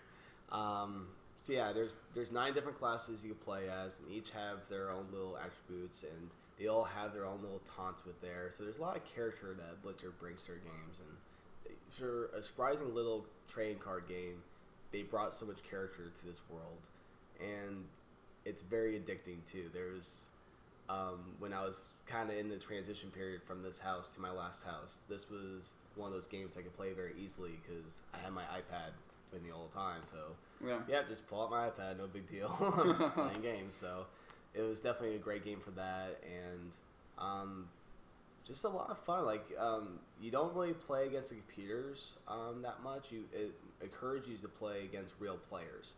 So you always have that urge to make sure that you're going to beat them because you want to beat the other player. You don't want to lose against them. So yeah, just a very fun experience. I highly recommend it. Like we said, it's free. There's nothing you're going to lose out. Yeah. So it's a very intricate. Is that a word? It has. There's a lot to it. It's very charming. It has I was never big on World of Warcraft. No, me either. Yeah. I played 5 minutes of World of Warcraft, and I have no interest in that world. But this game is amazing, and I love the characters now, and that is partly due to Dota too. Ever since I started playing Dota, I see characters in this game. I'll be knocking Dota now. But yeah, let's move on to. So one big thing that's happening with the Hearthstone world is it's going to have its first big expansion, the Goblins and Gnomes. Goblins. And you should actually load Gobelins and Genomes. Yep. If you load up the game, you should get some free packs. They gave me 5 free pack of cards. They're all new cards. Yeah. Well, we all love free stuff. We all love free. I wonder if it's going to be like my free cards with Madden where, all right, I got 5 free cards, and they're all 60 overall out of 100. Yep. Maybe. No, you get some rares. They give you some rares. But yeah, very fun game. Check it out, everybody. Woo! I can't see what it is. Oh, this game. I think this is number 1. No, actually. Wow. Yes. I thought for sure this was going to be number 1, and I pretty much, before this game even came out, I thought it was going to be a number 1 game. And it's basically tied. Shots fired. Yeah, shots are being fired right now. I would definitely, the original game is one of my favorite games of all time. And with Rebirth, Binding of Isaac Rebirth, what it's brought to the table is everything the original had, but times 2 now. There's so much more to the game. There's, after the original end bosses of the game, there's now new ones. Yeah. So the game's even longer now. There's more items. There's new enemies, new characters that you play as, new challenges. Everything's improved and everything is more. Everything's better. Everything's great. And I love this game. And I'm really surprised it's not my number 1, but that's how the cookie crumbles. Josh, you're a lover of the first one. I'd hate to do this to you. Oh, no. I don't like this one as much as the original. Whoa. Why not? It seems easier. Really? A lot easier. Interesting. It seemed like, so have you played it? No, I haven't played it, but I watch Northern Lion all the time. I watched Northern too, and he's a fucking asshole. He has had some lucky seeds, because I do agree. Well, he's what, 170 of them in, and he barely loses? He's that good. Whereas, no, he's not. He's not that good, but he's also that good. It's so weird. He has dumb luck sometimes. It just seems like, it seems like too many like 2020 shows up all the time. Yeah. You know, Brimstone shows up all the damn time. But see, that's where the... And well, it's fun looking at all the crazy synergy with Brimstone. Like, he just had, I don't know if you saw it yet, but he had the new one where he had anti-grav tears plus Mom's Eye. Okay. So it just created lines of Brimstone everywhere. And it's cool and it's fun, but it just, it doesn't seem as like, the original one was like a challenge. Like, you were like happy, oh shit, Devil Room. With Book of Belial now being like an automatic Devil Room every time. And having an item like Goat Head, which shows up quite frequently, where you have a Devil Room nearly every time, pretty much. It's, it kind of takes the challenge out of it, where you got to make a run out of nothing. Sure. I will say, like, there's a meta to the game of not getting hit, getting those Devil Rooms, and that's like the formula. And once you have that down, you basically unlock the game, and that's where I think the hardness came in the first one, because I could play through the first one no problem. I could basically play with one hand. Like, I've got that game down to a T. And with this one, in my mind, they did kind of change a few things where it kind of brought back some of the challenge. But Northern Lion, to be fair, like, he just kind of no challenge here. Get right to the ending. He got very lucky. There's some parts of the game where it's like, nah, fuck you. They didn't make this very hard. Like, what the hell? What they did now is they've added a lot of rooms where you could get hit if you don't have the right power-ups. If you were very bad with your luck with power-ups, you're pretty much screwed. And sometimes you can be very lucky and get very good stuff. But I think they did a good job with it. I'm happy. No, I love Rebirth. Yeah. I just don't. It doesn't for me feel like an improvement. Gotcha. Yeah. It feels like a slight step back, just in terms of challenge. Okay. Fair enough. The co-op was a lot of fun. No. Kevin joined me on the co-op, and hopefully he joins again. Yeah, and we fucking kicked ass. We took it to the house. Yeah, we did. With no hearts. No, I got rid of all my red hearts. I was like, I don't need them. Don't need this. That's how the meta is. We were completely evil. Yeah, we went pure evil. It was great. It was a great run. We had the Horror of Babylon. Yeah. So got very strong for that. Yeah. Loved it. But yeah, let's see what number 1 is. Well, I wondered. Hey! This game, when I saw it first announced, I knew I would love it. And when it came out, was not disappointed. It definitely is a punk rock dream for me. It's like Tony Hawk mixed with shooting in a very fun way, and the weapons are there. This game is made by Insomniac, who famously made Ratchet and Clank, one of my favorite PS2 games, and they're known for the crazy, wacky weapons. And this game has that to a T, with a gun that shoots vinyl records out, or one with TNT Teddy that shoots out a rocket with a teddy bear taped to it for no good reason.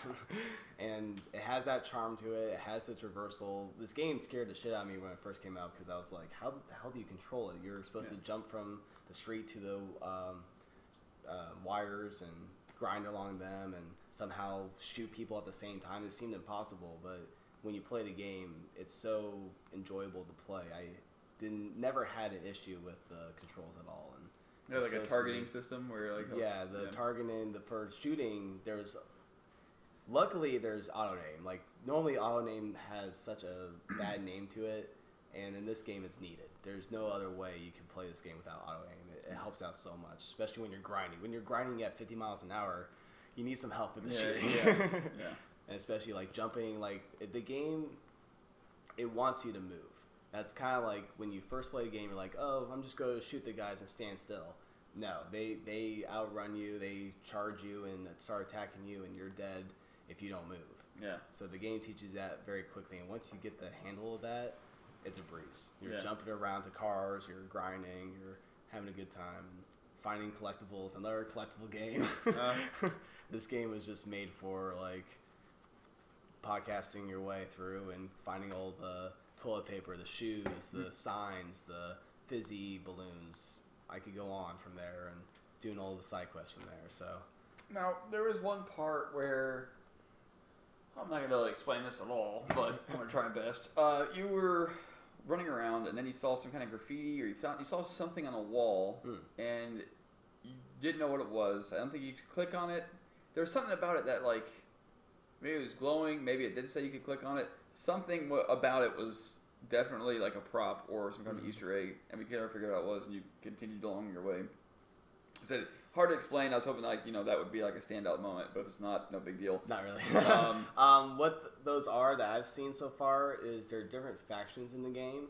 There's the samurai girls, the cheerleader samurai girls. There's the role player, the LARPers that dressed up in fantasy outfits. There's the preppy kids that don't do anything and want you to save them from the zombies that are taking over the world. So I think one of those factions do those paintings, but I haven't seen what that's done yet. Very close to being the game, but enjoyed it a lot. Does it have any? You only mentioned factions, so I gotta ask. From what I've seen, it looks like a great game. Like I would almost rather borrow this over even Watch Dogs, but that's only because I'm almost Grand Theft Auto out. It's like you can only borrow one game. Yeah. Again, there are a lot of games James has that James hasn't even played. That I'm Shut up, trying to Kevin. Don't ruin the magic. But the like I said, this game does look a lot like it looks like a lot of fun. It's a blast to play.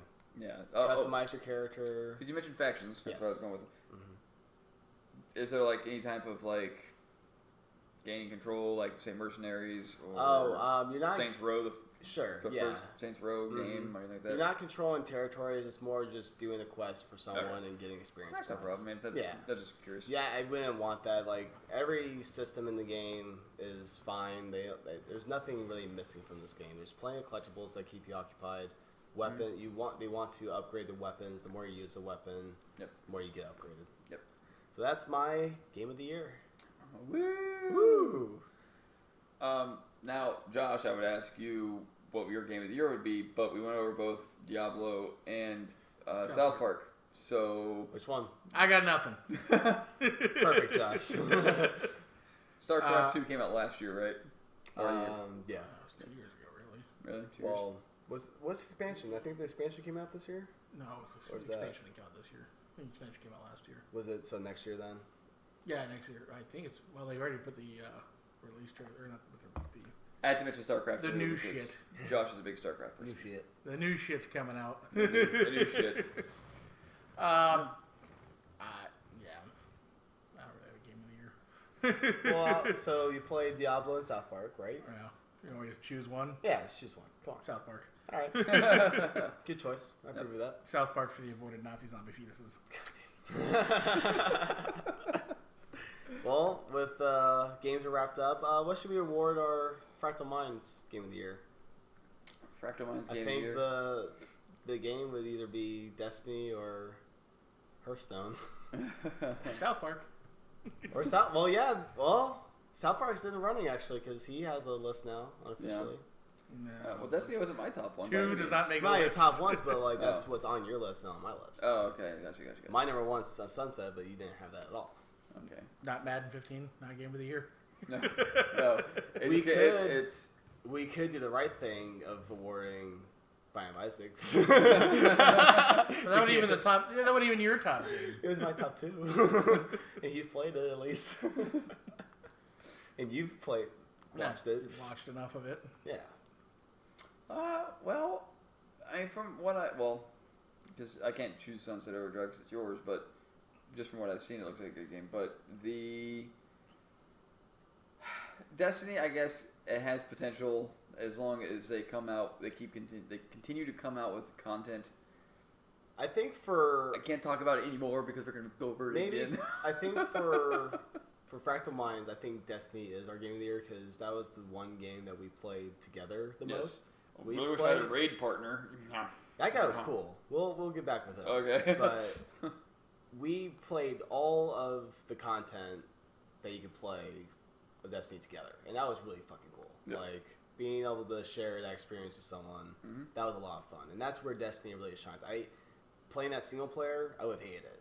I definitely probably would not even finished it, but having another player involved with it, definitely a fun experience. Yes. There's just I can't go into it. Yeah, it's all right. It's all right. Yeah, I'll agree because like I said, it hits on a lot of points, and there's a lot of negatives, but we fucking have blasted that game. We did. We're giving it to Destiny. I'm abstaining my vote. Josh, you don't have a vote. I'm not voting. All right, so with that, we're going on to movies. Let's see what Kevin has for movies. I can't remember anymore. Never mind, there's more Sunset stuff. Look how great this game is. Forgot about my stupid list that day. Anyway, we have RoboCop here. I didn't see this movie, Kevin. Me either. Carry on. Cut. Crime has a new enemy. I saw this idiot in black, and I said, "Fuck this shit. This is not RoboCop. I'm not watching this." Well, guess what? Later on, he dons the old stuff. Oh, Yep. snap. Well, you know what? It ain't the old one. It ain't for me. Oh Lord. But no, he does a very good job. Like it's a good reboot to the series. Cool. Basically how he ends up with the suit. He's a regular cop. You're gonna hate me because I don't have your memory, but I can't. He gets blown up. And in the first one, like in the original. No, in the original one, he gets shot. And this one, he gets blown Oh up. no, I remember this one. I'm talking about. Okay, so either way, he had some kind of fatal injury where this robotic. No, a guy blew off his arm, his leg, took his shotgun to the gut. I think they shot him in the dick, too. I was going to say, they never hit the penis. No, I'm pretty sure they shot him in the dick, Okay. too. They're pretty fucked up, and it was graphic as hell. I mean, you saw the little chunks. I do remember RoboCop the original was very, very gory. Oh, I remember yeah. that, yes. You should not see it as a kid. No. That's fucking I saw it as a kid. I mean, What's got too. wrong? Yeah. Didn't There's one of the other guys get an violence. acid bath? Yeah, the guy Yeah. found the toxic stuff, and he was all melted, I and they cried. ran him over in the car. I cried. I laughed my ass off. I say, I can't watch this. It was, it was definitely something else. And, I mean, the story was all right. I mean, I think Michael Keaton starts off as the guy that, like, am I saying that? Michael Keaton? Oh, it's just Michael Keaton. Oh, yeah. I think he's, like, one of the main people who... Samuel L. Jackson's at this? Yes. Look at it. All right, so you Samuel L. have Jackson's random the, news ass reporter. guy you never heard of, News reporter. Yeah. and then Commissioner Gordon, and then Batman, and then Mace Windu. I was gonna go with that. I swear to God, I thought I said Gary Coleman for a second. I was gonna Gary say, Oldman? Yeah, I thought I said Gary Coleman. Oh, Coleman. I was gonna say Jules, Jules, yeah. yeah. Best movie ever made. or Ray Arnold. I won't give you that one. You know who Ray Arnold is? I know what it is, but I like Jules more. Oh, Mr. Arnold. Oops. Yeah, so you enjoyed RoboCop? Hold on to your But butts. it was a good reboot to the series. I don't know if they're going to go any further with it, but it was a good reboot to Yeah, I'm not sure how well RoboCop. it did, but... Like I said, the gunshots. He goes out to his car because the alarm's going off and it blows up. And next thing There's you know, no Red Foreman in this either, so you know. Red Foreman. Yeah, the guy who played Red in from the 70s show. Yeah, 70s Oh. He was the villain. Oh, He that's was, right. Yeah, I know Ryan what you're Gosling talking about. I know what you're talking about. He's a great actor. I like him. I don't know how far in depth we're gonna go, like spoiler wise, but Not too far. it's kind of a. This movie's almost a year old. If you haven't seen this yet, you're not going to see it anyway. You might see it. I'm not gonna see it. I told you. But we don't have It's to go worth- too deep. I say it's worth seeing, Okay. but it kind of has one of those typical plot lines. Does it that have you- the ED40? Oh, the giant rope? Is that the giant robot Yeah. thing? I think it has a variation of it because, like you say, everything's updated differently. Did it trip downstairs? And a And very then bad cinematic, like a very And then bad start scene. moaning like a dog? God, that animation was so bad. That was so bad. But that's one of those typical like, oh, I was your creator. I'm helping you, but really he has alternate, or he has Ulterior. there you go, ulterior motives, and he ends up becoming the enemy. That's Michael Keaton. And Very then surprised. Did he get then you fired got at the end? Then you get Samuel Jackson. Then you get Samuel Jackson, who's the he's the typical media. He's lighting a fire to Yeah. everything that could be wrong with RoboCop. Okay. Cool. Yeah. Well, everyone check it out. Pretty good. Yeah, that's good to hear. Mhm. Now your next movie's Live Die Repeat. This I could have swore when I first saw it. When they said it was, is this the one that was based off? No, this isn't the one that was based off of. This is based off a comic. You thought it was the same director of District 9. Yes. And for the District longest 9. time, like every time you're like, oh, I don't Yeah. think it's gonna be good. It's like, no, Kevin, it's gonna be great. It's not based off. There was another movie that came out about the same time as this one that was based. Elysium. Elysium. That one I didn't see. Oh shit! I like Elysium. Damn it. Apparently not. But this Edge of Tomorrow was I was surprised by how well I liked it. When I watched it, Tom Cruise, just figured typical Tom Cruise, which he's an action-packed guy in this again, but he's not like Jean-Claude Van Damme, like. He's very good in it. He definitely surprised me. And it is surprisingly humorous. It is so funny. Just seeing, because every time he dies. And I like the plot. The plot was a pretty decent alien. Yeah. Like, if it's losing a battle, it can revert time, basically. Mhm. And every time, like, without going into detail, like, basically that's what was happening. Like, the time would. He kind of gained this ability, and every time he died, he rewound back to this one particular moment. So So it it was showed Prince of Persia? Kinda. He didn't control it. He couldn't control it. It was just when he Yeah, died. it's whenever he died. Yeah, like say, okay, you're fighting. Did you hate that moment in Prince of Persia where you like the sand ran out right as you Oh, started yeah. falling? So you're like, I'm coming back. Oh, Never mind. I stand alone. Yeah. But yeah, I won't go into that one too much, other than We're gonna bring it back up in a second anyway. Oh, so. okay. Pretty decent plot. And, Yeah. it Definitely was enjoyable film. watching him. Just it sounds like sadistic, but just watching the different ways he dies, and they're pretty funny. You're a sadistic Yeah, bastard. it was meant to be humorous though, like Oh, in certain situations. It was pretty good. It was a very good movie, I thought. Moving on to Yeah, next go movie. on before I go. Lego Movie. I actually like this a lot. Everything is awesome. I fell asleep during this movie. Peter Jackson. Peter Jackson? You're looking up who directed District 9, right? No, it's not Peter Jackson. Neil Blomkamp. I thought it was Peter Jackson. He produced it. That's right. I believe we moved on. Moving on. All right, Kevin. Why do you like Lego Movie? Lego This Movie is made for kids. because it This movie's awesome. I know. I'm just it kidding. tickled my inner child. Ooh. Where did Pedo Josh- bear. Josh, don't even go. But no, and then of course you had Morgan Freeman, so that's a win. And then you had Batman playing all the stereotypical Batman personalities. I'm Batman. And then he like throws 8 batarangs and hits it. He's like, yes, first try. Just little things like I thought it was pretty good. Of course, it has kind of it's obviously children friendly. So the plot, you can kind of see it coming. Unless you're really paying attention. It's got enough there for the adults. It does. It does. Like I said, it was. Elysium came out last year. That's why it's not on my list. There you go. So you saved yourself. I saved Embarrassment. Yeah, I like this movie a lot because it had a lot of humor, and even though it was like child friendly. It played some of the characters like the way I wanted it. Like Batman, the relationship he had with the woman character there, Morgan Freeman, and yeah, it was great. I liked it. You mean the DJ? What DJ? Oh yeah, Will Ferrell was the bad guy. No, why was it Wildfire or Wildstar? Like, what are you, a DJ? Oh. Maybe I'll give it another try. Will Ferrell is in it. Yeah.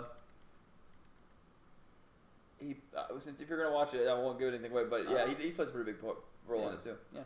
But let's move on to your next one.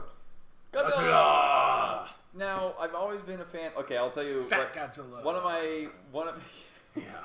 Hey, he was in hibernation for thousands and thousands of years. Hit the gym, Godzilla. Lay off the hoagies. Yeah.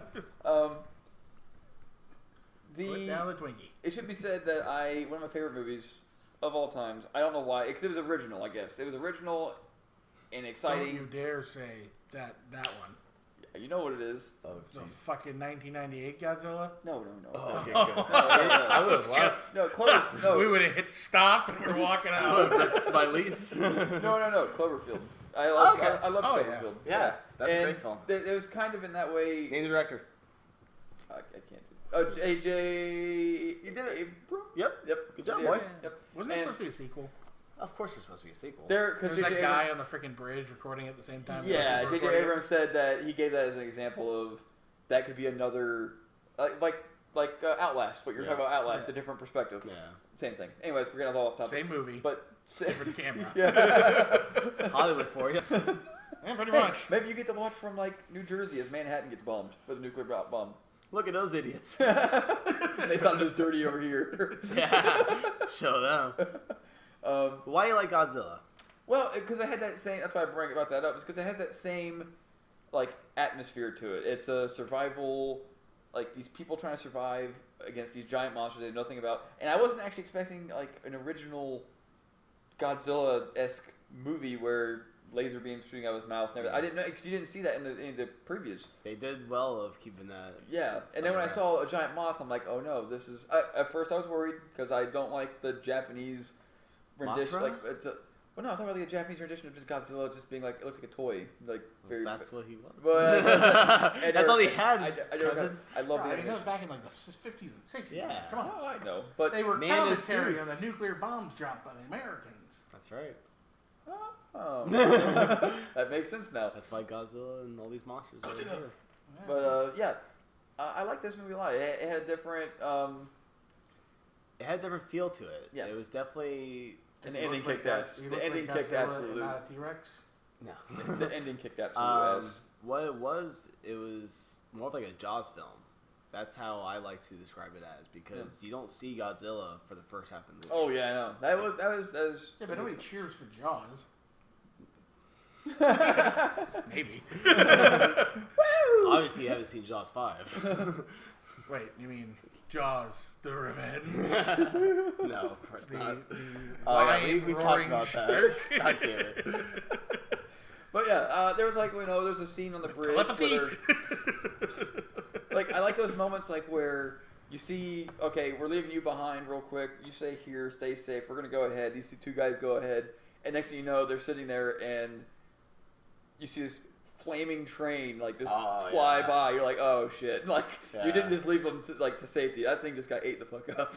And then they're sitting there, laying on the bridge, and then was it Godzilla or was it was the moth? It was the enemies, yeah. Yeah, and it was walking by. You're just it was Muto. Yeah. Muto. And then that little scene right there was also awesome. You see they're coming out of the sky. That was pretty cool. That when they fucking ruined that in the trailer, though. I mean, They did. it was cool seeing it, but again, you kind of ruined it. It says right there in the ad, the movie poster. Yeah, San Fran's getting fucked tonight. It was a great little scene, but it was kind of the You saw it coming. You knew it was coming. The power of it was I've ever seen this. There wasn't more to it than what the preview showed. Which was, like I said, that was I liked it a lot too. and the ending kicked ass. So. Yes, good. Godzilla Godzilla raped him.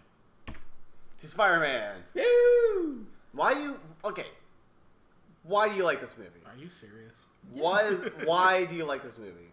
Why do I like it? Because, well, I mean, I just like this rendition of Spider-Man for some reason. I don't know, there's something about him. It doesn't, because, what's his? I can't even think of the actor's name. I hated him as a Spider-Man so much. Tobey Maguire. Yeah, I hated him as a Spider-Man, especially emo Spider-Man. Number 3 was bad. That was we can all agree on that. That thing that ruined it for me. Yeah. Like, I don't mind this one. That killed the franchise. I never liked Spider-Man to begin with. As like a character? Yeah. Okay. I grew up with him. I watched the TV show. I read the comics, so I definitely have a special place in my heart for Spider-Man. That's why they're able to live without him in the Avengers. Because he was never in the Avengers. He was in the new Avengers. Yes. At least that's what Sony's Marvel grasping is. onto him. There's so many renditions of the Avengers. Oh, it's I know. not Yeah, even funny. yeah. I like the one with Reed.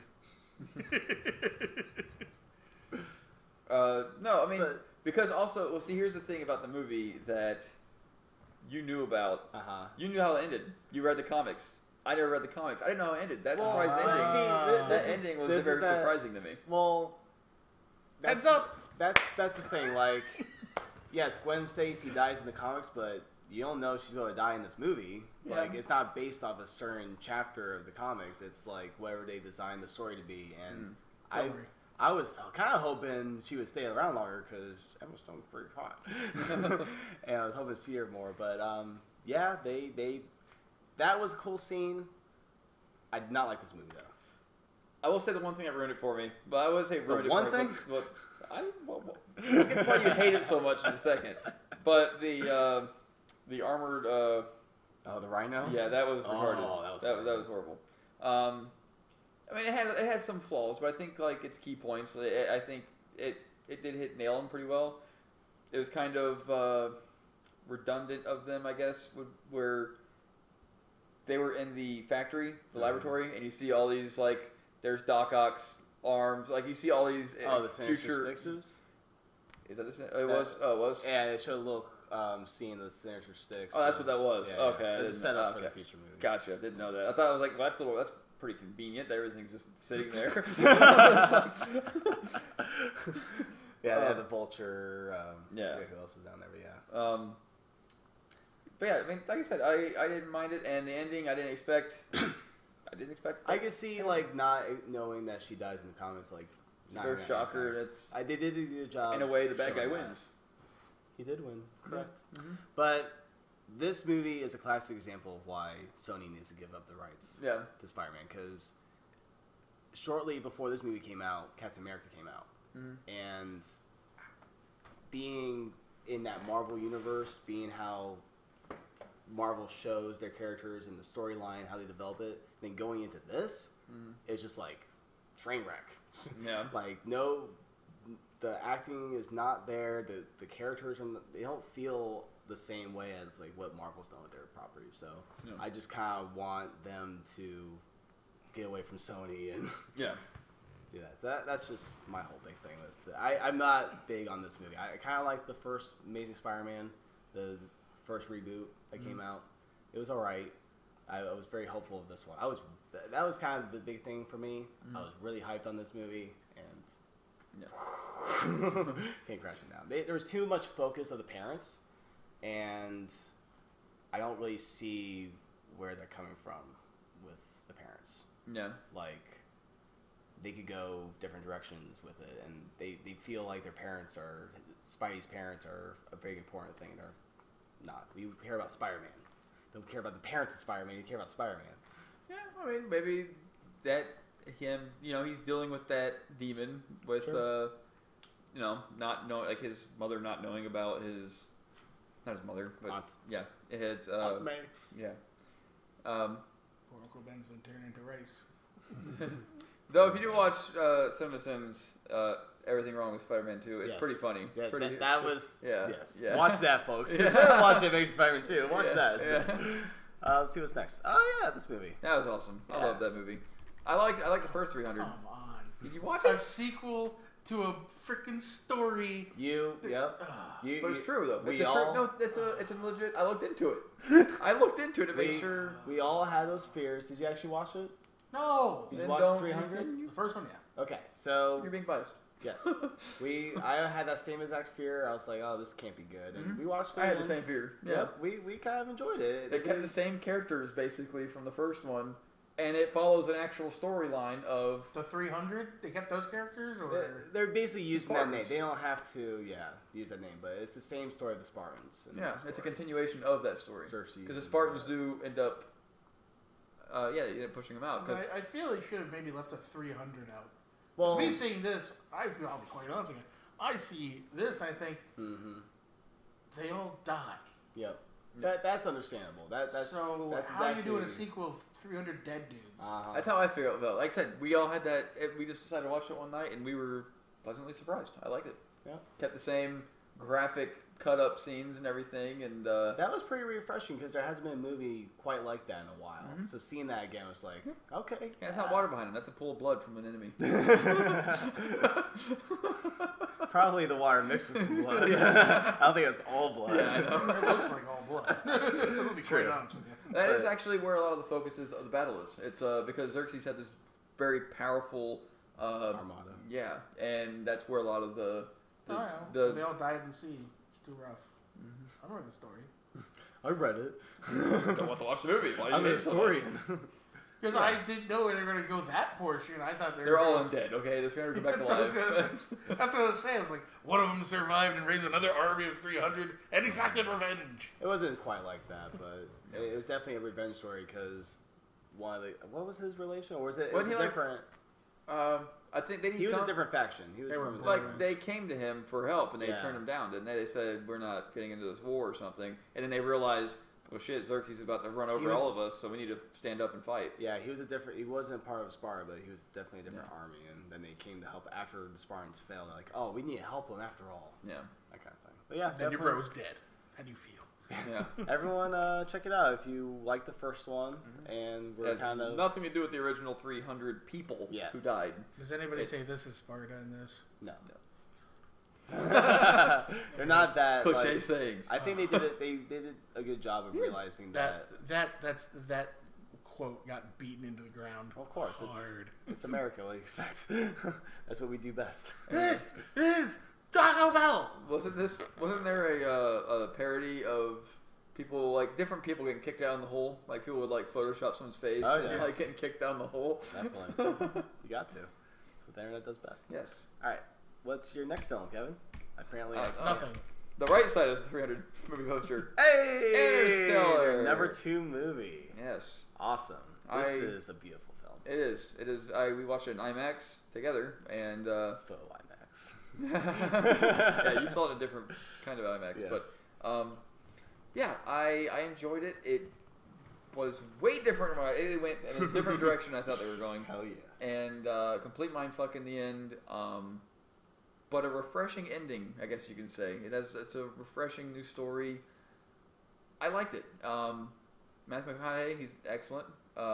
He's the father in the story, Yep. and he has his little girl, Murphy. And just the I don't want to know if I want to give too much away, but just how he's coerced into going, and then he finds out some dark secrets when he's out and about.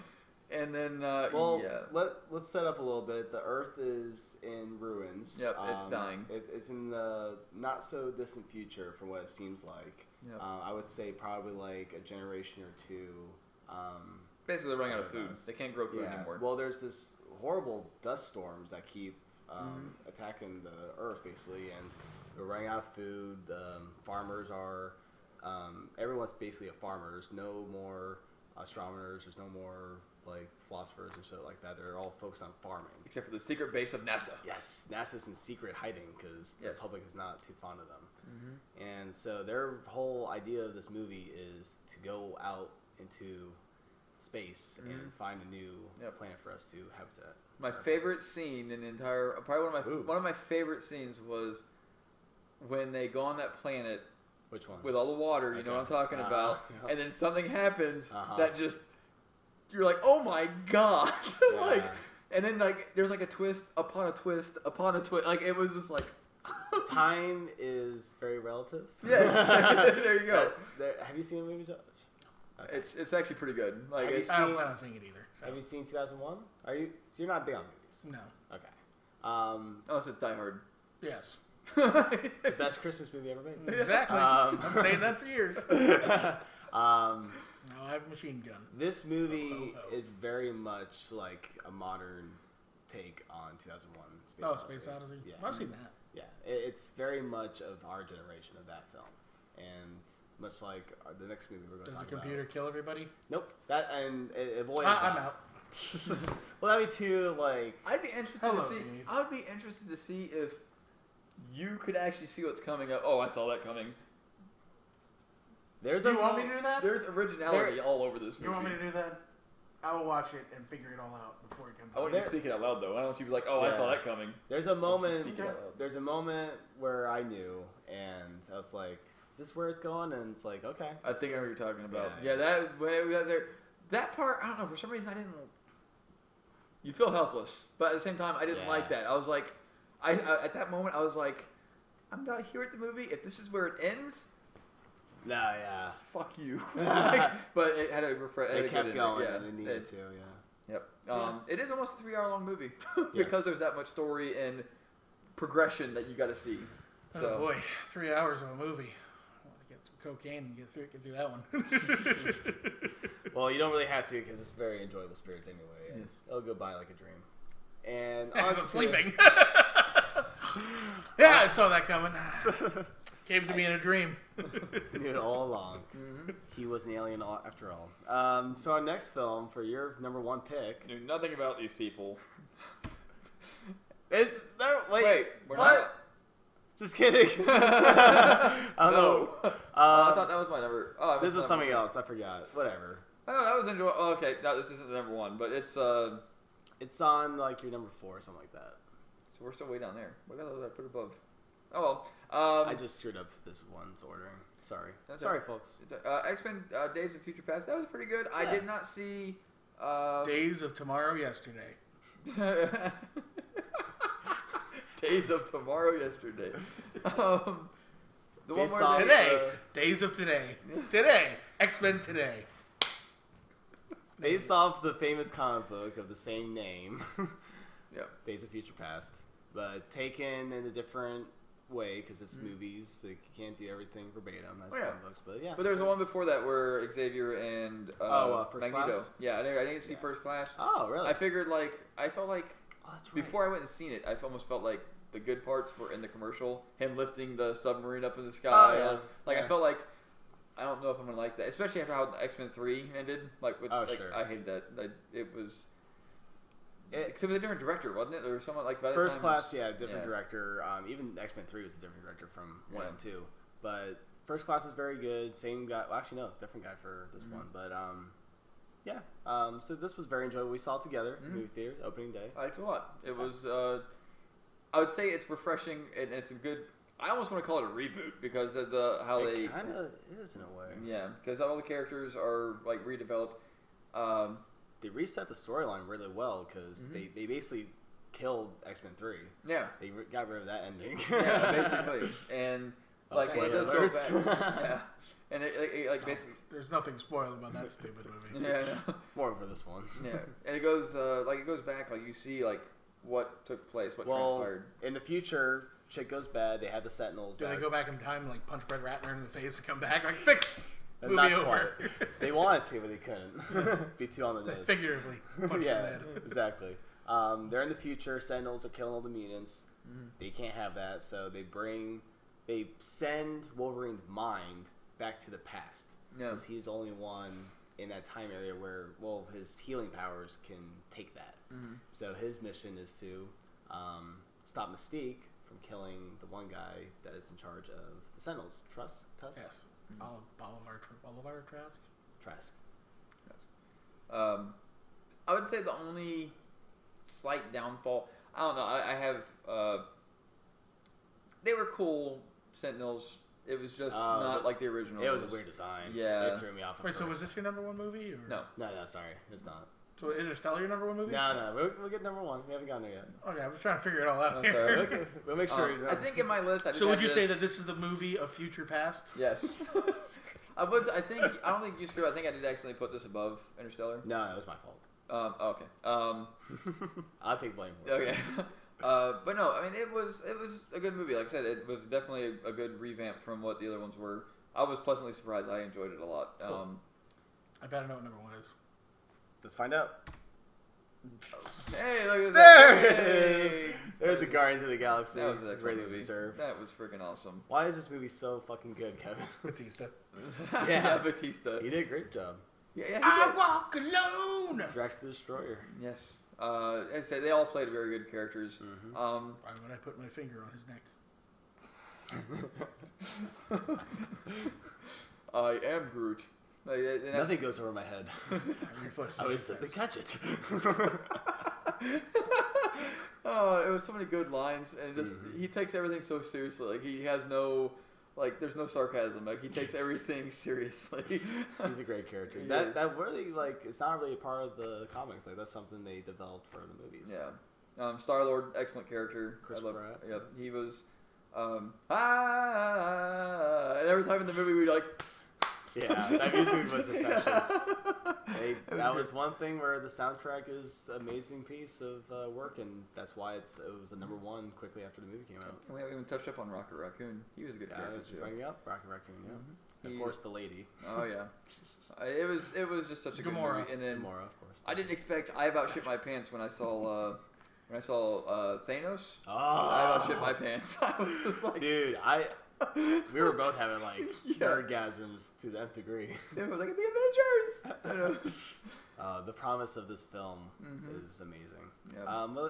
We'll gush over a little bit later. Yep. Let's move on to That's congrats, Guardians of the Galaxy, number Yep. 1 for Kevin. Yay. Great choice, the Star Wars of our time. Yep. This is my list. So Hunger Games, I saw that recently. They did Mockingjay Part 1. I like this background. I thought it was kind of cool. How did I miss this movie? I don't know. I saw it with my old roommate, Whitney. Second time you get a shout out, Whitney. Hope you enjoy that.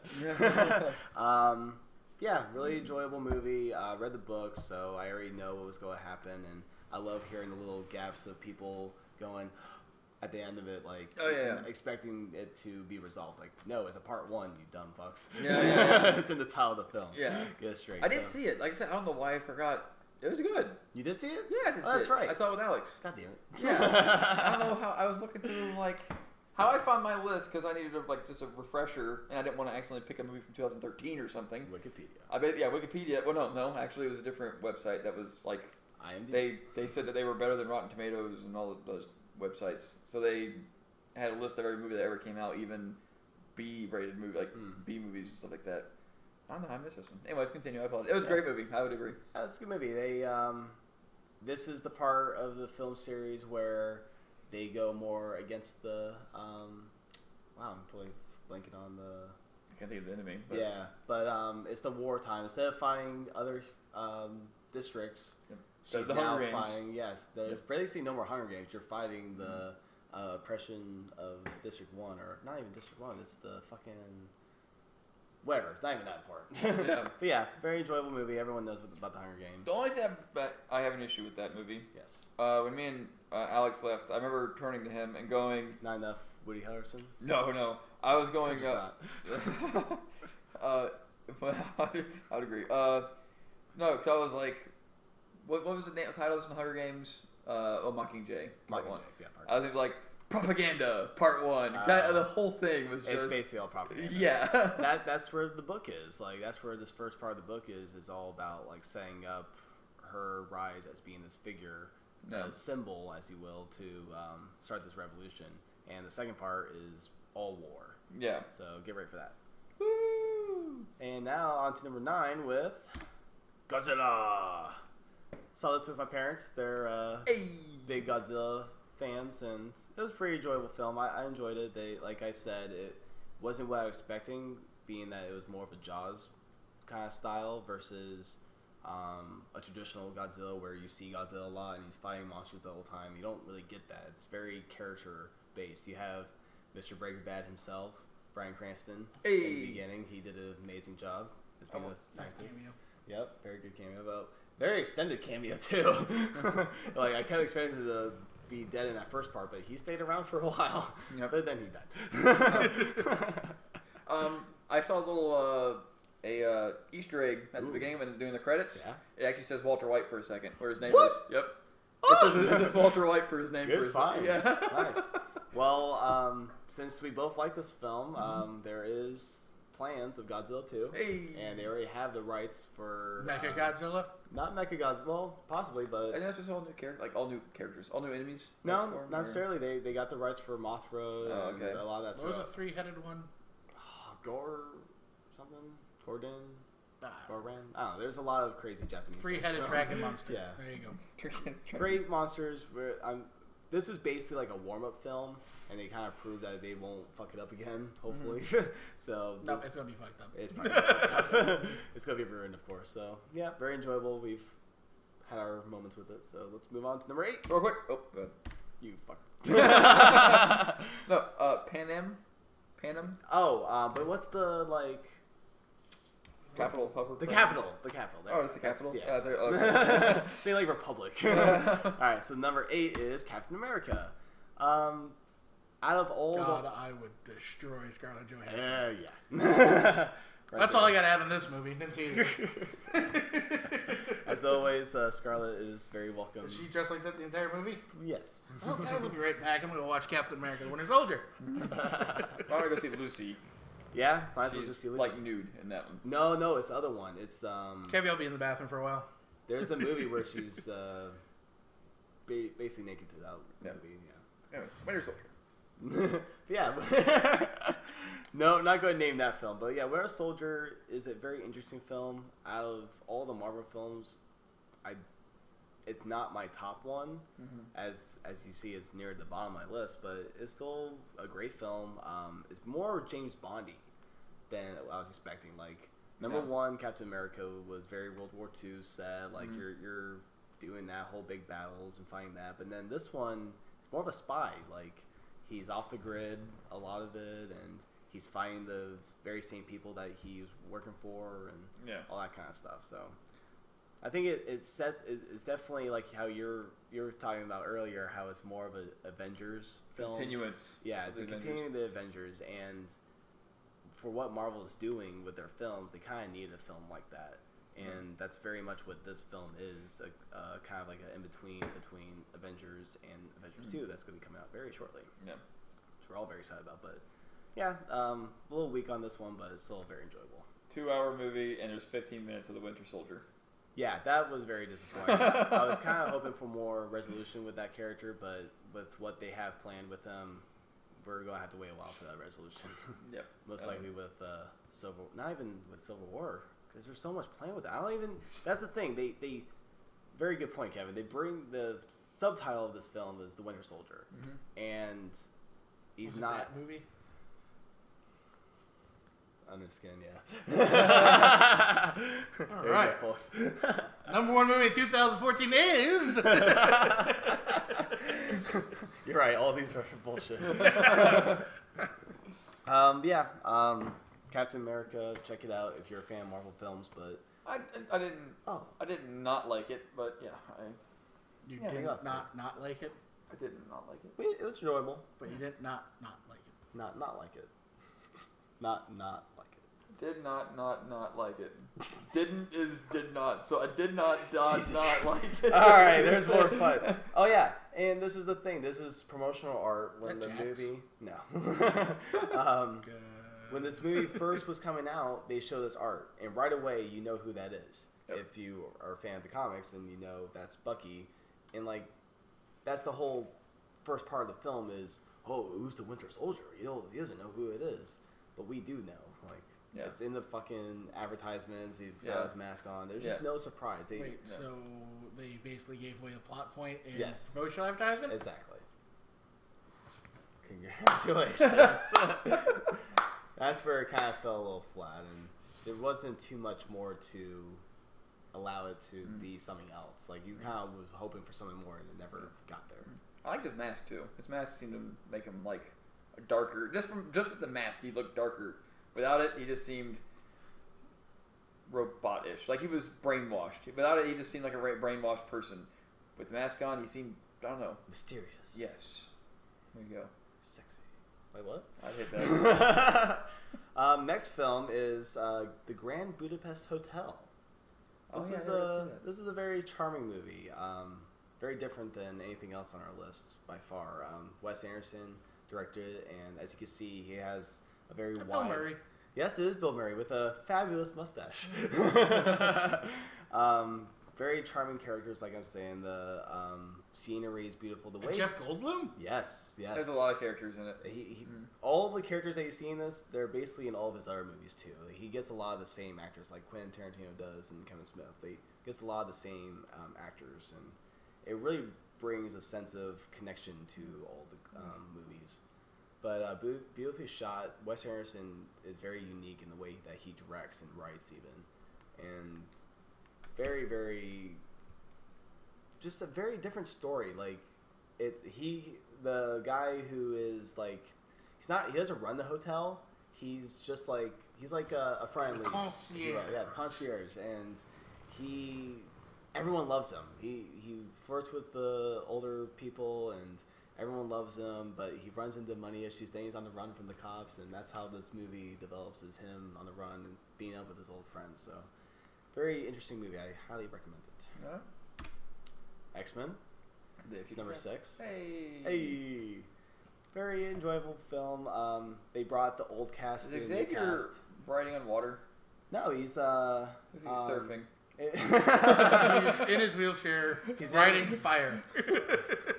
He is farting flames out his ass. He ate too much Mexican food. Gotta love Photoshop films. No, he's on his hover thing. It looks like he's farting fire. He's shitting fire. Yep. Oh, I see it now. It's no Hunger Games. Shitting fire. Yeah, great use of the old cast and new cast. Really kind of. I was surprised by all the people that were still there. Like God, of course, him. He can never stop being Wolverine.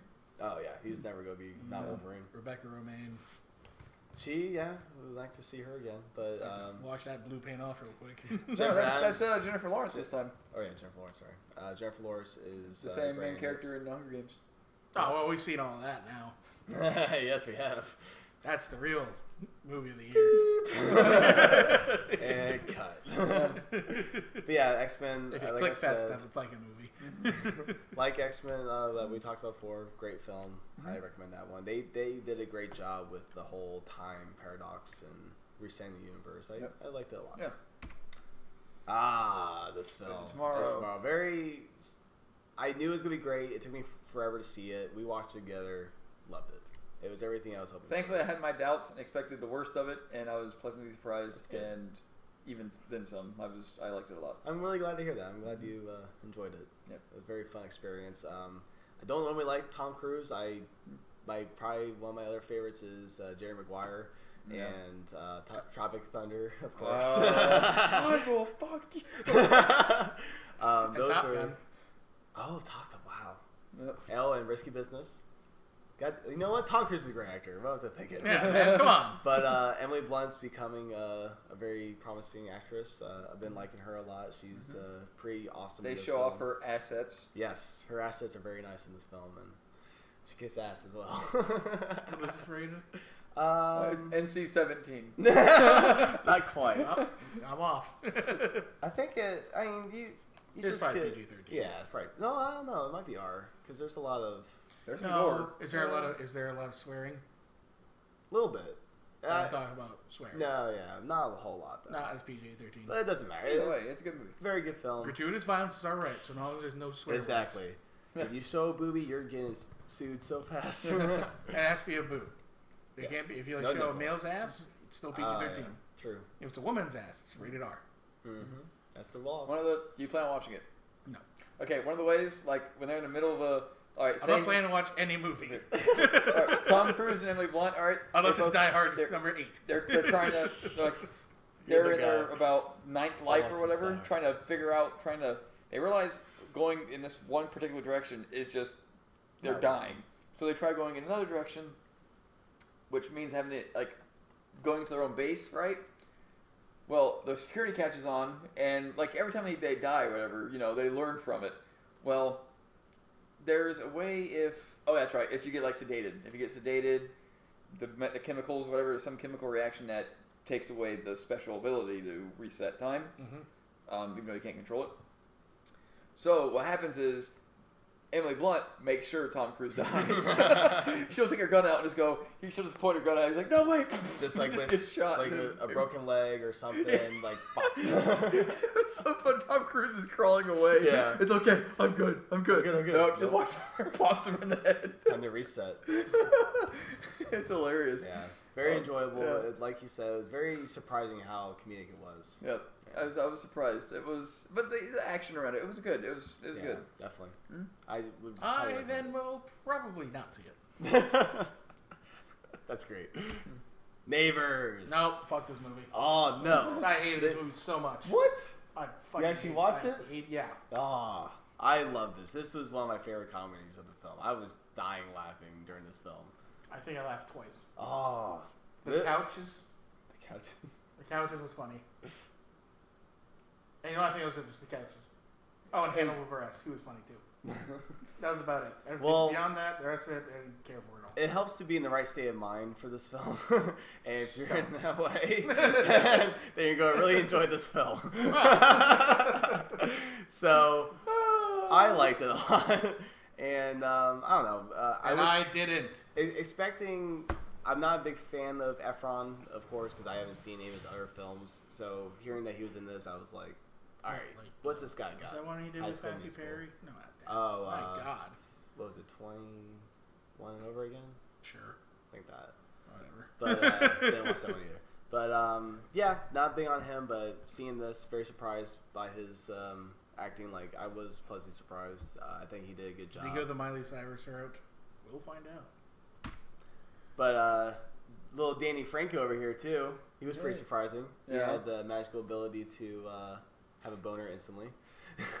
That's been used a couple of times in the film, and great film. I liked it a lot. I saw the thing at the bottom where it said brought to you by the same people who brought you This Is the End. Yes. I watched This Is the End, and I saw how it's lost stupid humor. Yes, So, exactly. yeah. It's a stupid film for sure. It is definitely a lot of stupid humor. If you're in that kind of mood, check out Neighbors. There's a baby in it. What's next? Oh, Snowpiercer.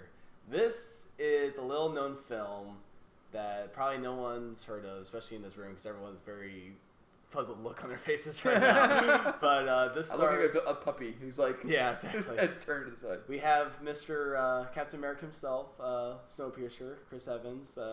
He is on a train along with a lot of other people on the train, and they are in the future where the world is frozen over, and they're stuck on the train.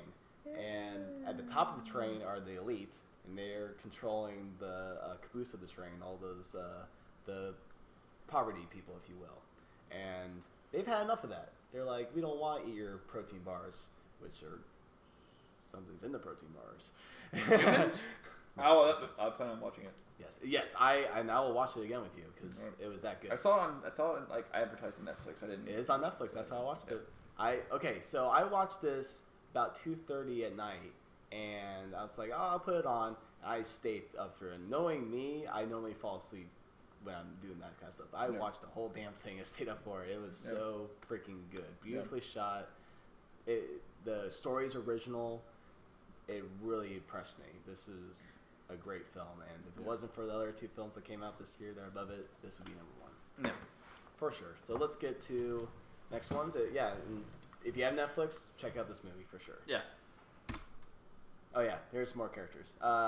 This guy's really cool, Asian dude. She's really fucking crazy. She's kind of like the first villain in the film, and the way that she talks is so like... Well, it kind of reminds me of Gary Oldman in The Professional with Leon the Professional. Mm-hmm. How he's very kind of abstract and weird. She's like that. And this guy's pretty cool dude. He's the old dude that is kind of like his referring mentor. to the character on the bottom right. The old dude. Come on, people at home, pay attention to my finger points. Yeah, Snowpiercer, check it out. Awesome film. And of course, Interstellar is our second pick. One thing we forgot to mention: the surprise appearance that I did not expect of the Doctor. Oh, don't ruin it! Oh well, okay. Yeah, man. Remember, I'm supposed to figure it all out and let you know out loud. You're not going to actually watch it. Yeah, I will. You've dared me, and I will have to now. We'll watch it on my new TV. Fine, Yes. you've challenged me. Awesome. Once I got in 3D. Fractal Minds Challenge. Yes. No, Christopher Nolan doesn't do 3D. Yep. Because 3D fucking blows. Anyway. That was IMAX, that's right. It wasn't It 3D. is IMAX. Oh, Yeah. That Christopher was- Nolan directed this? Oh, yeah. Ugh. Oh, come on. Josh is a fucking ditty. What? Yeah, 2 surprise cameos. in Oh, this man. film. I was very surprised by those cameos. It was very like, oh, look, it's that guy in this film. But yeah, we've spread our love about it. It's great. We gotta move on to number 1, Guardians of the Galaxy. Hey. Yeah, basically the Star Wars of our times, like we said, and great fucking film. You know, I rein it in with the Star Wars of our time. You know, you're gonna Give it time, yeah, gotta give it time. But still, it had, when I watched this, I had that feeling of going into space and being in this different world that we haven't been before. And he's our Luke Skywalker in a way where he doesn't know what's going on, and he's kind of our connection to that world. Yep. He's representing us, and he does a great job of it. With having Because that, I mean, I swear to God, this picture. what? Yeah. Uh-oh. You poor people at home aren't going to see this, but that's all right. But gonna look he like- I'll give you had, a, he I'll has give a, you a cross reference. he has a dance battle with the baddie in the film. Like, what other film has Oh, that? yeah.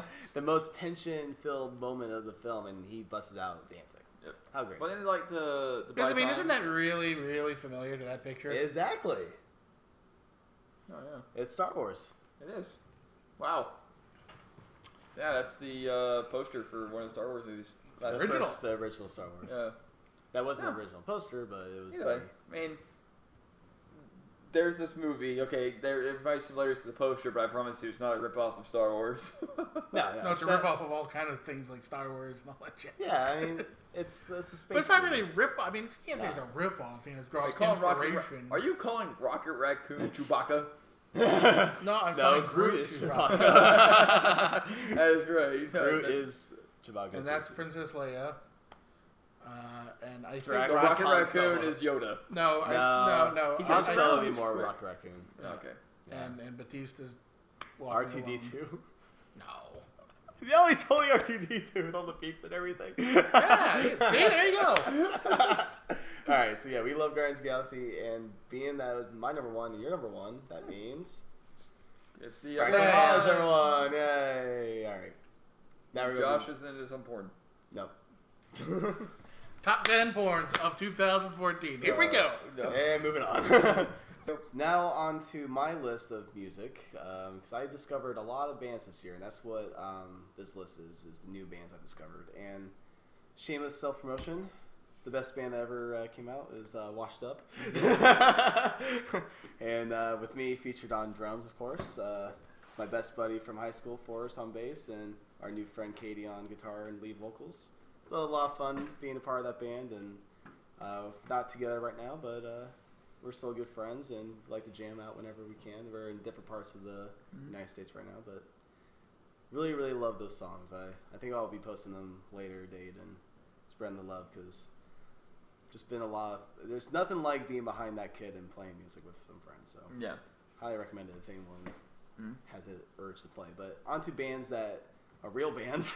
Yeah. This is called the Mighty Mongo, and they opened up for Les and Jake for their Wake and Bake weekend, and she's pretty hot. This is a pretty fun band. They had a lot of energy. And an old man with his pants down. Yep, he actually wasn't at the concert. One of the bands also on this list. They put him in the old person. So that's okay.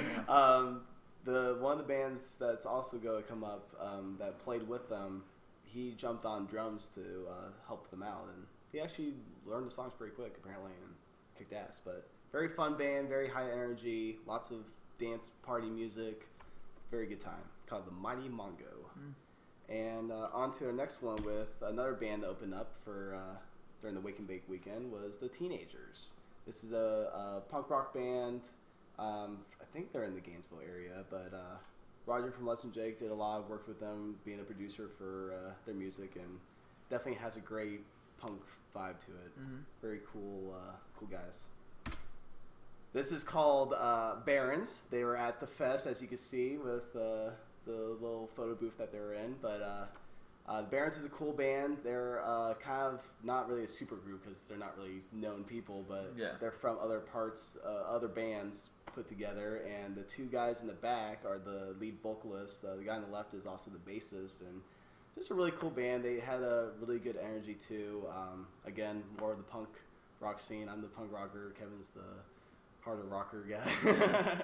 But a song by them that I like is called Midwest. I think it's free on the internet, so check it out. Yeah. This band is called Pup, and they're from your homeland. Oh. Yes, Canada, and they're again at Fest, and they fucking rocked it. Mm-hmm. They were a big hit at Fest, and were making a lot of noise. They ended their set with a cover of the Beastie Boys' Sabotage, and it was fucking like it felt like the roof was gonna fall down. Like everyone was like pushed up against each other and mosh pits. Oh yeah, it was insane. Definitely a very fun show. There's this performance. I'll link this on the channel too. But they played on a radio station live. They did like a couple handfuls of songs, and just even playing this little radio station, they had this really high energy and really cool guys, really cool songs too. This is the band that had the drummer play with another band, but it's called UNRB. They're from St. Pete. They have, as you see, they're a ska band, and that horn section is top notch. They're one of the best horn sections I've ever heard. Their notes are on key. They are on time. It's very impressive to hear a horn section like that. Normally, they're not in that tune, and you could tell. The guy on the left looks awfully familiar. Yes, I feel like he's been in this area. Like, I feel like I've been... It looks like James Cruz, yeah. Well, I feel like I actually know the kid, but you got the lead singer with the ukulele up front. You got the drummer in the back. Just really cool band. What's the name of that band? UNRB. UNRB? Yep. I have a lighter with their name on it. They have a CD. I forget what it's called, but a lot of fun songs. Again, a lot like Mighty Bongo, or Mighty Manga, I should say. Very dancey. Bongo, huh? Yeah, I like the bongos. Freudian slip here. Very just high energy ska songs, obviously. A lot of fun. What are you looking at, Kevin? See if we actually do know that guy. We might personally. Oh, they're probably not on. You probably have to go on like their website or something. Yeah, unrbmusic.com. Yeah. But let's keep on trekking along. We have our next band is called Banner Pilot, and they're on Fat Records, the famous label of NoFX's lead singer Fat Mike. And with Banner Pilot, there's a new band that I discovered in anticipation of the fest. Yeah. And they were a very pleasant surprise. I played a few songs for them, and I remember you kind of digging them too. The one I really like is Modern Shakes and Skeleton Key. Very, very cool songs. They have some cool lyric videos out there that are really cool. Very nice. Very, again, that punk rock standard I like. Yeah. Yeah, just very cool songs. Those are the two I like so far. I've listened to the album Souvenir, the latest one that they had put out this year, and it's good, but that one song, Modern Shakes, like, just excels so much. So the next top three are very, very important to me. The first one is called Greenhorn, and this is a little side project by Roger from Less Than Jake. And he worked with a good friend of his, Jennifer, from the band No More, another Gainesville band. Right. And with this is a little EP of 6 songs, and very cool pop punk songs that it has half of him singing, half of her singing. And lately I've been kind of in that mood of female singers, and she really does well with keeping up with his style too. And he did all the drums to it too. Roger did all the drums, and they kick ass. Like, there's some really cool drum parts, and I could see like trying to play them and want to figure them out because a lot of fun. Yeah, but very cool songs. His style of writing is just my cup of tea. So anything that he makes is magic to me. It wasn't him. Yeah, I didn't know that. Solid, yeah. But the next one is the last band discovered at the fest this year called, and they're from Singapore. They're the Caulfield Cult. Very, very interesting band. It's a hardcore band. Yeah. So there's a little bit of like screaming action in there, but drums are amazing. Very distant chords. Weird, interesting song structures. That's also something this year that I kind of discovered is songs with very obscure song structures, or you don't do your typical verse, chorus, bridge, chorus. Yeah. They don't really do that. They're okay with doing a chord or a verse, chorus, half a verse, not even going back to the chorus. Yeah. And my next band will do that too. But they played at the fest 10 songs, and I fell in love like right away. And the guys were really cool. Like I said, they're from Singapore, and we saw them after the show. We talked with them, got their CD. They gave us a free CD. Yeah. Really cool guys. Highly recommend it. I've been in love with their CD for a while now. So our last band for me is called Red City Radio, and I kind of half discovered them years ago when I saw them play an acoustic show a long time ago, but I didn't really catch on to their music until this year, and I fell hard for them. Yeah. They have an EP and 2 albums, and every song is one of my favorites. Like it's definitely something where I fell hard for. Again, another band where the song structure is not your typical. Like that's what kind of really turned me on at first was, wait a minute, the song started here and now you're all the way over here, and Yeah. what? This is amazing. Yeah. And all 4 of them sing. You got the 2 lead singers. Garrett, the second one, starting from the left to the right. You have Garrett in the second chair, and then Paul in the right, the 4th chair. He's no longer in the band, unfortunately. Really sad to see him go, but he doesn't want to be in the band right now, so can't blame him. But you have the bass player right next to him on his left, and then the drummer to the far left, and they're still bringing up the backup vocals with the harmonies, and they do an excellent job with it. It's some very interesting music, and I've already listened to them a few times. yeah. I played them in the car rides to work a lot, and I just can't help it play them sometimes. Yeah, very cool band. I highly recommend them for sure. Guy's a deep as hell voice. Yes, very. That's something that with this list kind of shows is I like dirty. I don't like when it comes to music. I like it gritty and raw and real. I don't like the produced electronic clean sound that auto-tuned to hell kind of thing, robotic sounding. That's not me. Like I like the real, and these guys with their gritty voices, they bring that to a T. So really cool guys.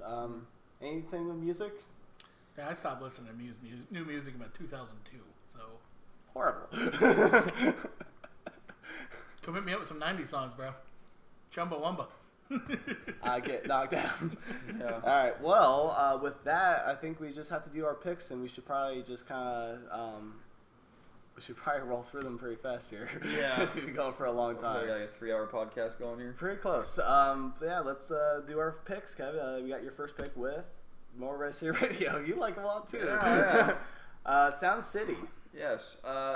That was because now that we're in this part of it, we're not talking about you don't have to stick to 2014. But yeah, sorry. So that was our top 10s of 2014. Yes. Congratulations to all of our films that are at the top. We're down to our pick segment where we pick something that's in our lives that we want to share with the world that we like. Yes, and Sound City, I'm not big into documentaries, but Sound City was actually a very good documentary. It's where a lot of bands went in California to make music. It wasn't originally a music studio. It was actually just, by the grace of God, just had this room that played the perfect drum. Like, you got the perfect noises from drum.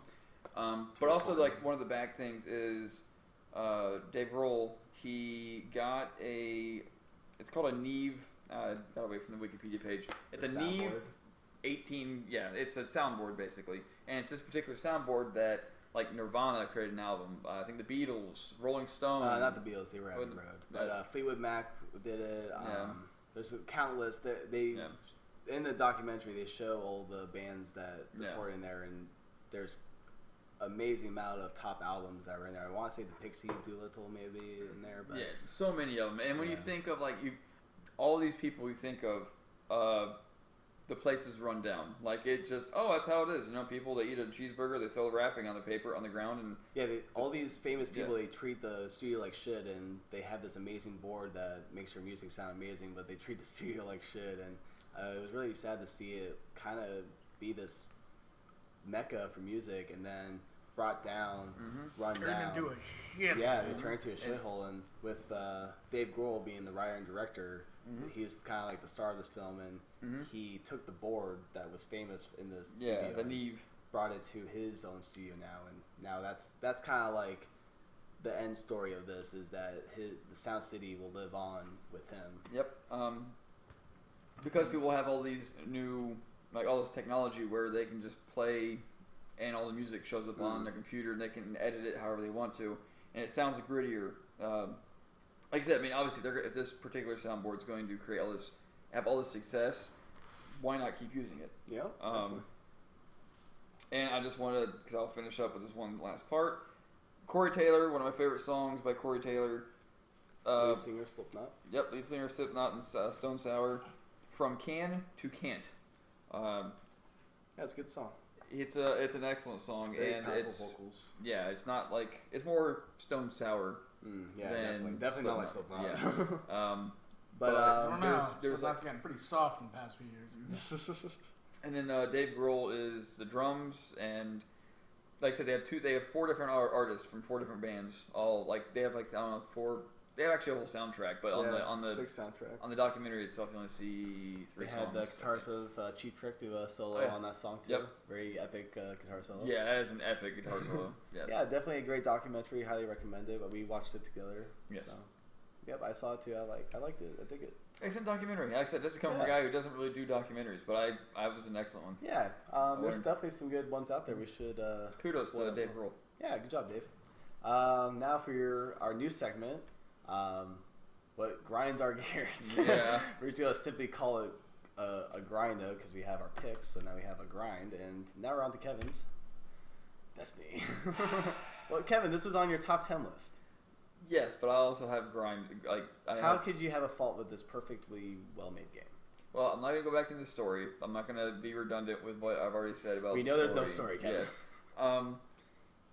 The fact that, like I said, I'm gonna this little story. The story's on an app that you have to buy, or we know the story sucks. I'm just going over everything. I'm just going over everything here. The fact that items. I can't tell you how many hours I played this stupid game, and I have my gauntlets and my boots. I've had to buy. With the fur? Yes, with the fur. They have so much defense. That's why I dance so well. But no, it's just the fact that they want you to play. They expect people to be fine. I don't know why so many people are fine playing the same bounties over and over again, and then if you do fight in a raid, say I haven't been in a raid, I've been in one raid, didn't go well. Say I beat the raid, say I'm like number 1 or number 2 person. I can understand all those people's complaints if I'm not one of those people getting a good reward. Legendary. Yeah, like I bought the only exotic that I have.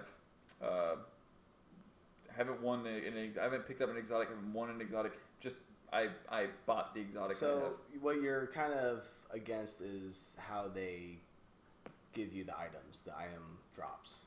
That's what you're kind of been grinding against. Yeah, I mean it's just more like there's a lot of grind. Yeah, there's a lot of grind. There's too much of it, and if you're gonna have that much grind, come up with something that more other content. than come up with more content because. Like I said, right now, they have a lot of But the grind's supposed to be the fun part. No.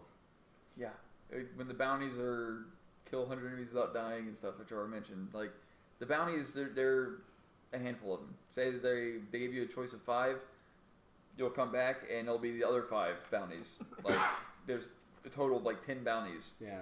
For 1-player missions. Of course, then you have it for the Crucible, and if you suck at the Crucible like me, well, you're handicapped there. This is the part where Destiny kind of fell off for me, is where the content ran out. It wants you to replay everything again. It's just Over and over. No, and over. don't really need to do that. Yeah. I mean, even Halo, you had, at least the level was so long. I don't know. Just I think the gameplay is as long as Halo. It's just with Destiny they want you to play longer. With Halo, there was no find this special weapon because the weapons are exactly the same. Yeah. And now my level is capped depending on what weapon I have or armor. No, I forgot. Weapon doesn't give you light. It's an armor, so I'm capped. Oh, there's another one I got. I can't think of the name of the helmet. It's the helmet that when I'm aiming my primary weapon, my radar still shows up. I have that helmet. That's the exotic helmet that I bought. It's a level 20. Now here we are 4 weeks later. That same helmet is on sale by the Agent of the Nines, who sells exotic equipment. That same helmet, same level 20 helmet is on sale again, but has better defense than mine. So I gotta spend like extremely hard material to get the same helmet I already have. It's not easy getting those exotic weapons. Yeah, and then it's the same. It's the same exact one. I wouldn't mind if it was the same exact one. I'm not getting mad that he's selling the same exact thing I already have. But the fact that it has higher stats than what I have, and it's the same exact thing I already have. It's that roll, man. Yeah. You got an unlucky roll. True. I guess. Yeah. It happens in Diablo, man. I tell you what. Yeah. Like, hey, look, I got a calamity. Oh shit, it's worse than my thing now. Yeah. Well, that's Destiny. It's definitely a disappointment. It could have been so much higher, but hey, congratulations to Cat Fractal Minds, 2014's Game of the Year. Yeah. Really grinds our gears though. We hate to love it. Yeah. It's a hate to love game for sure. We do love it, but we also hate it at the same time. Like I said, I played countless hours on it last week. Makes you feel dirty. It does, but it feels like that one night stand with that one girl. It's enjoyable, but you wake up and you're like, I really regret this decision. I need to take a hot shower twice. I need to drink some bleach. Taking another level, but okay. Well, that's your grind, our very first grind of Fractal Minds. Let's jump to mine. My pick. This is a little band called Nickel Creek. Definitely not on any of the radars that we touched on for 2014, but very cool bluegrass folk band. Came out with a new album this year, A Dotted Line. Very cool band, little trio, no drums, all guitar, mandolin, and violin. Very cool, unique band. Beautiful. This is the kind of side of me that likes the clean and likes the very high performance, because these guys are fucking masters at their music or their instruments. They're very, very, very talented. Beautiful band. All right, moving on to the grind. There's been a lot of fucking people killing people, and I don't like it. That's your Yes, I am very angry that people want to kill people. I don't think that's cool. I want that to end. Oh, I thought we were going to get very political here. No, we're not doing that? No, just wanted, like... Peace and love, not war, people. Yeah, people. No more of the hate. Yeah. Fuck it. Kill yourselves. Let us smart people who don't go run around shooting each other live. Yeah. 2014, we should be beyond this. Exactly. We're evolved from that, people. Not yet. All right, Josh. Did you have a pick and a grind for us? Oh, I've always got a million grinds. Well, let's do some quick ones because we got to wrap this up. No, it's just one big one. Wasn't anything really. No positive, no pick? Am I a positive guy? All right, so what's your grind? No, you said not this year, right, for the pick? No, it be anything I'm looking forward to, blah, blah, blah. Yeah, sure. Mortal Kombat X. Yes, sorry. I can't wait for that to come. I've subscribed to the channel. I've watched the trailers a million times. It looks, feels amazing. Definitely. Finally saw the full Scorpion fatality. No. Not where they cut it off right after the swipe. Oh, I saw after. Full detail. Oh, man. Nice. It's beautiful. Looks beautiful, yeah. That's the one thing I'm looking forward to for next year. Don't care about anything else. Okay. Give me that MKX. Nice. Yeah, that's very. Because I want to see what the hell goes on from the MK9. Yeah. Where everybody's dead. You basically kill everyone, so now everyone's dead except Raiden, Sonya Blade, and Johnny Cage. That's it. No. I want to see how they're going to do it. But I guess we're just going to like do a reset. We'll find out. Yeah, we'll find out. I'm excited. So what grinds your gears? You know right what now? grinds my gears? Half-Life 2 Oh boy. is the shittiest great game I have ever played. It's a pretty good game. It is an amazingly horrible game. Okay. The details and the physics and the gameplay are great, Uh-huh. but for whatever reason, I hate it. Okay. It just Is it the... it drones on and on and Yeah. on, and none of it makes any fucking sense because no one's there to tie any plot lines together. There's not a single It's a cutscene. G-Man. You get the G-Man, but he just shows up and says, "Hey, here you are. He doesn't say that. There you go." And He just looks at you. And then I'm sorry, you're right. He looks at you, and then you're on a fucking train. And you're like, "Here we are." And then at the end, he fucking shows up, and he's like, "Oh, you've done a good job. People want to buy you." And then it's over with. I was like, "That's it. Yeah. That's all we did." And the chapters they're so long. Like I think it took me 10 hours to beat the game. I swear to God, it felt like it took me like 18 years. Yeah. It just goes on, and it beats every little neat, new gameplay they had, and every little physics thing they had. Sure. They beat it into the ground. Well, okay, so you played it recently, I presume. Oh yeah. So that game came out a long time ago. Oh, I know. It was definitely basically a showcase for physics. I know that. Yeah. But hey, it's cool. Hey, look, you can put a barrel up here and make a ramp there. Fantastic. Yeah. I don't want to do it a million times. No, yeah, for sure. And I don't want to ride in a freaking the airboat aircraft, for yeah. freaking 3 hours. That was very. So I played it too. When I got my first gaming PC, I was like, "Oh, Half-Life 2, awesome! Let's play it." I lost interest very fast. I hate playing it. Yeah. That's what I'm doing. I hate Yeah. playing it. I'm like, I'm I gonna can beat see this. that. I'm gonna finish this. But this is awful, and it makes me want to punch things. It's very understandable. And I just started episode 1. How it's Okay. episode 1, beyond me. Why everybody's got us for Half-Life 3? There already was Half-Life 3. There's Half-Life 2. There's Yeah, Half-Life 2 episode 1, which is 2. Uh-huh. And Half-Life episode 2, which is 3. So you want 4. You want Half-Life 4, right? Everyone wants Half-Life 4? No, we want Half-Life 5. 3, 4, 5. Because if Half-Life 2, then episode 1 would be Half-Life 3, Mm-hmm. and then episode 2 would be Half-Life 4. So yeah, we're waiting for Oh, Half-Life yeah. 5. That's right. Exactly. Forget number 3. There's 3, 4, they're all gone. We want Half-Life 5. But I started playing that. And you're basically going in reverse of Half-Life 2, which, Okay. fine from a continuity standpoint, Interesting. but you just start off with a gravity gun. And you get to Yeah. do all the puzzles that you just got done doing. Like, if you play, I got the orange box. That's the only reason why I'm playing orange this. box, I got the orange box on sale for $5. I'm like, you know what? Fuck it. the best deal. Never played any of this crap. Let's do it. Love Portal, obviously. Portal, Fun. yeah. Great game. We played I Portal was- 2 together. Mm-hmm. I started out Half-Life 2. I was like, okay, I can get into this. Until Yeah. We see it's And get I just that stopped. airboat. I played Half-Life 2 Episode 1 for about an hour. I said, nope, can't do it.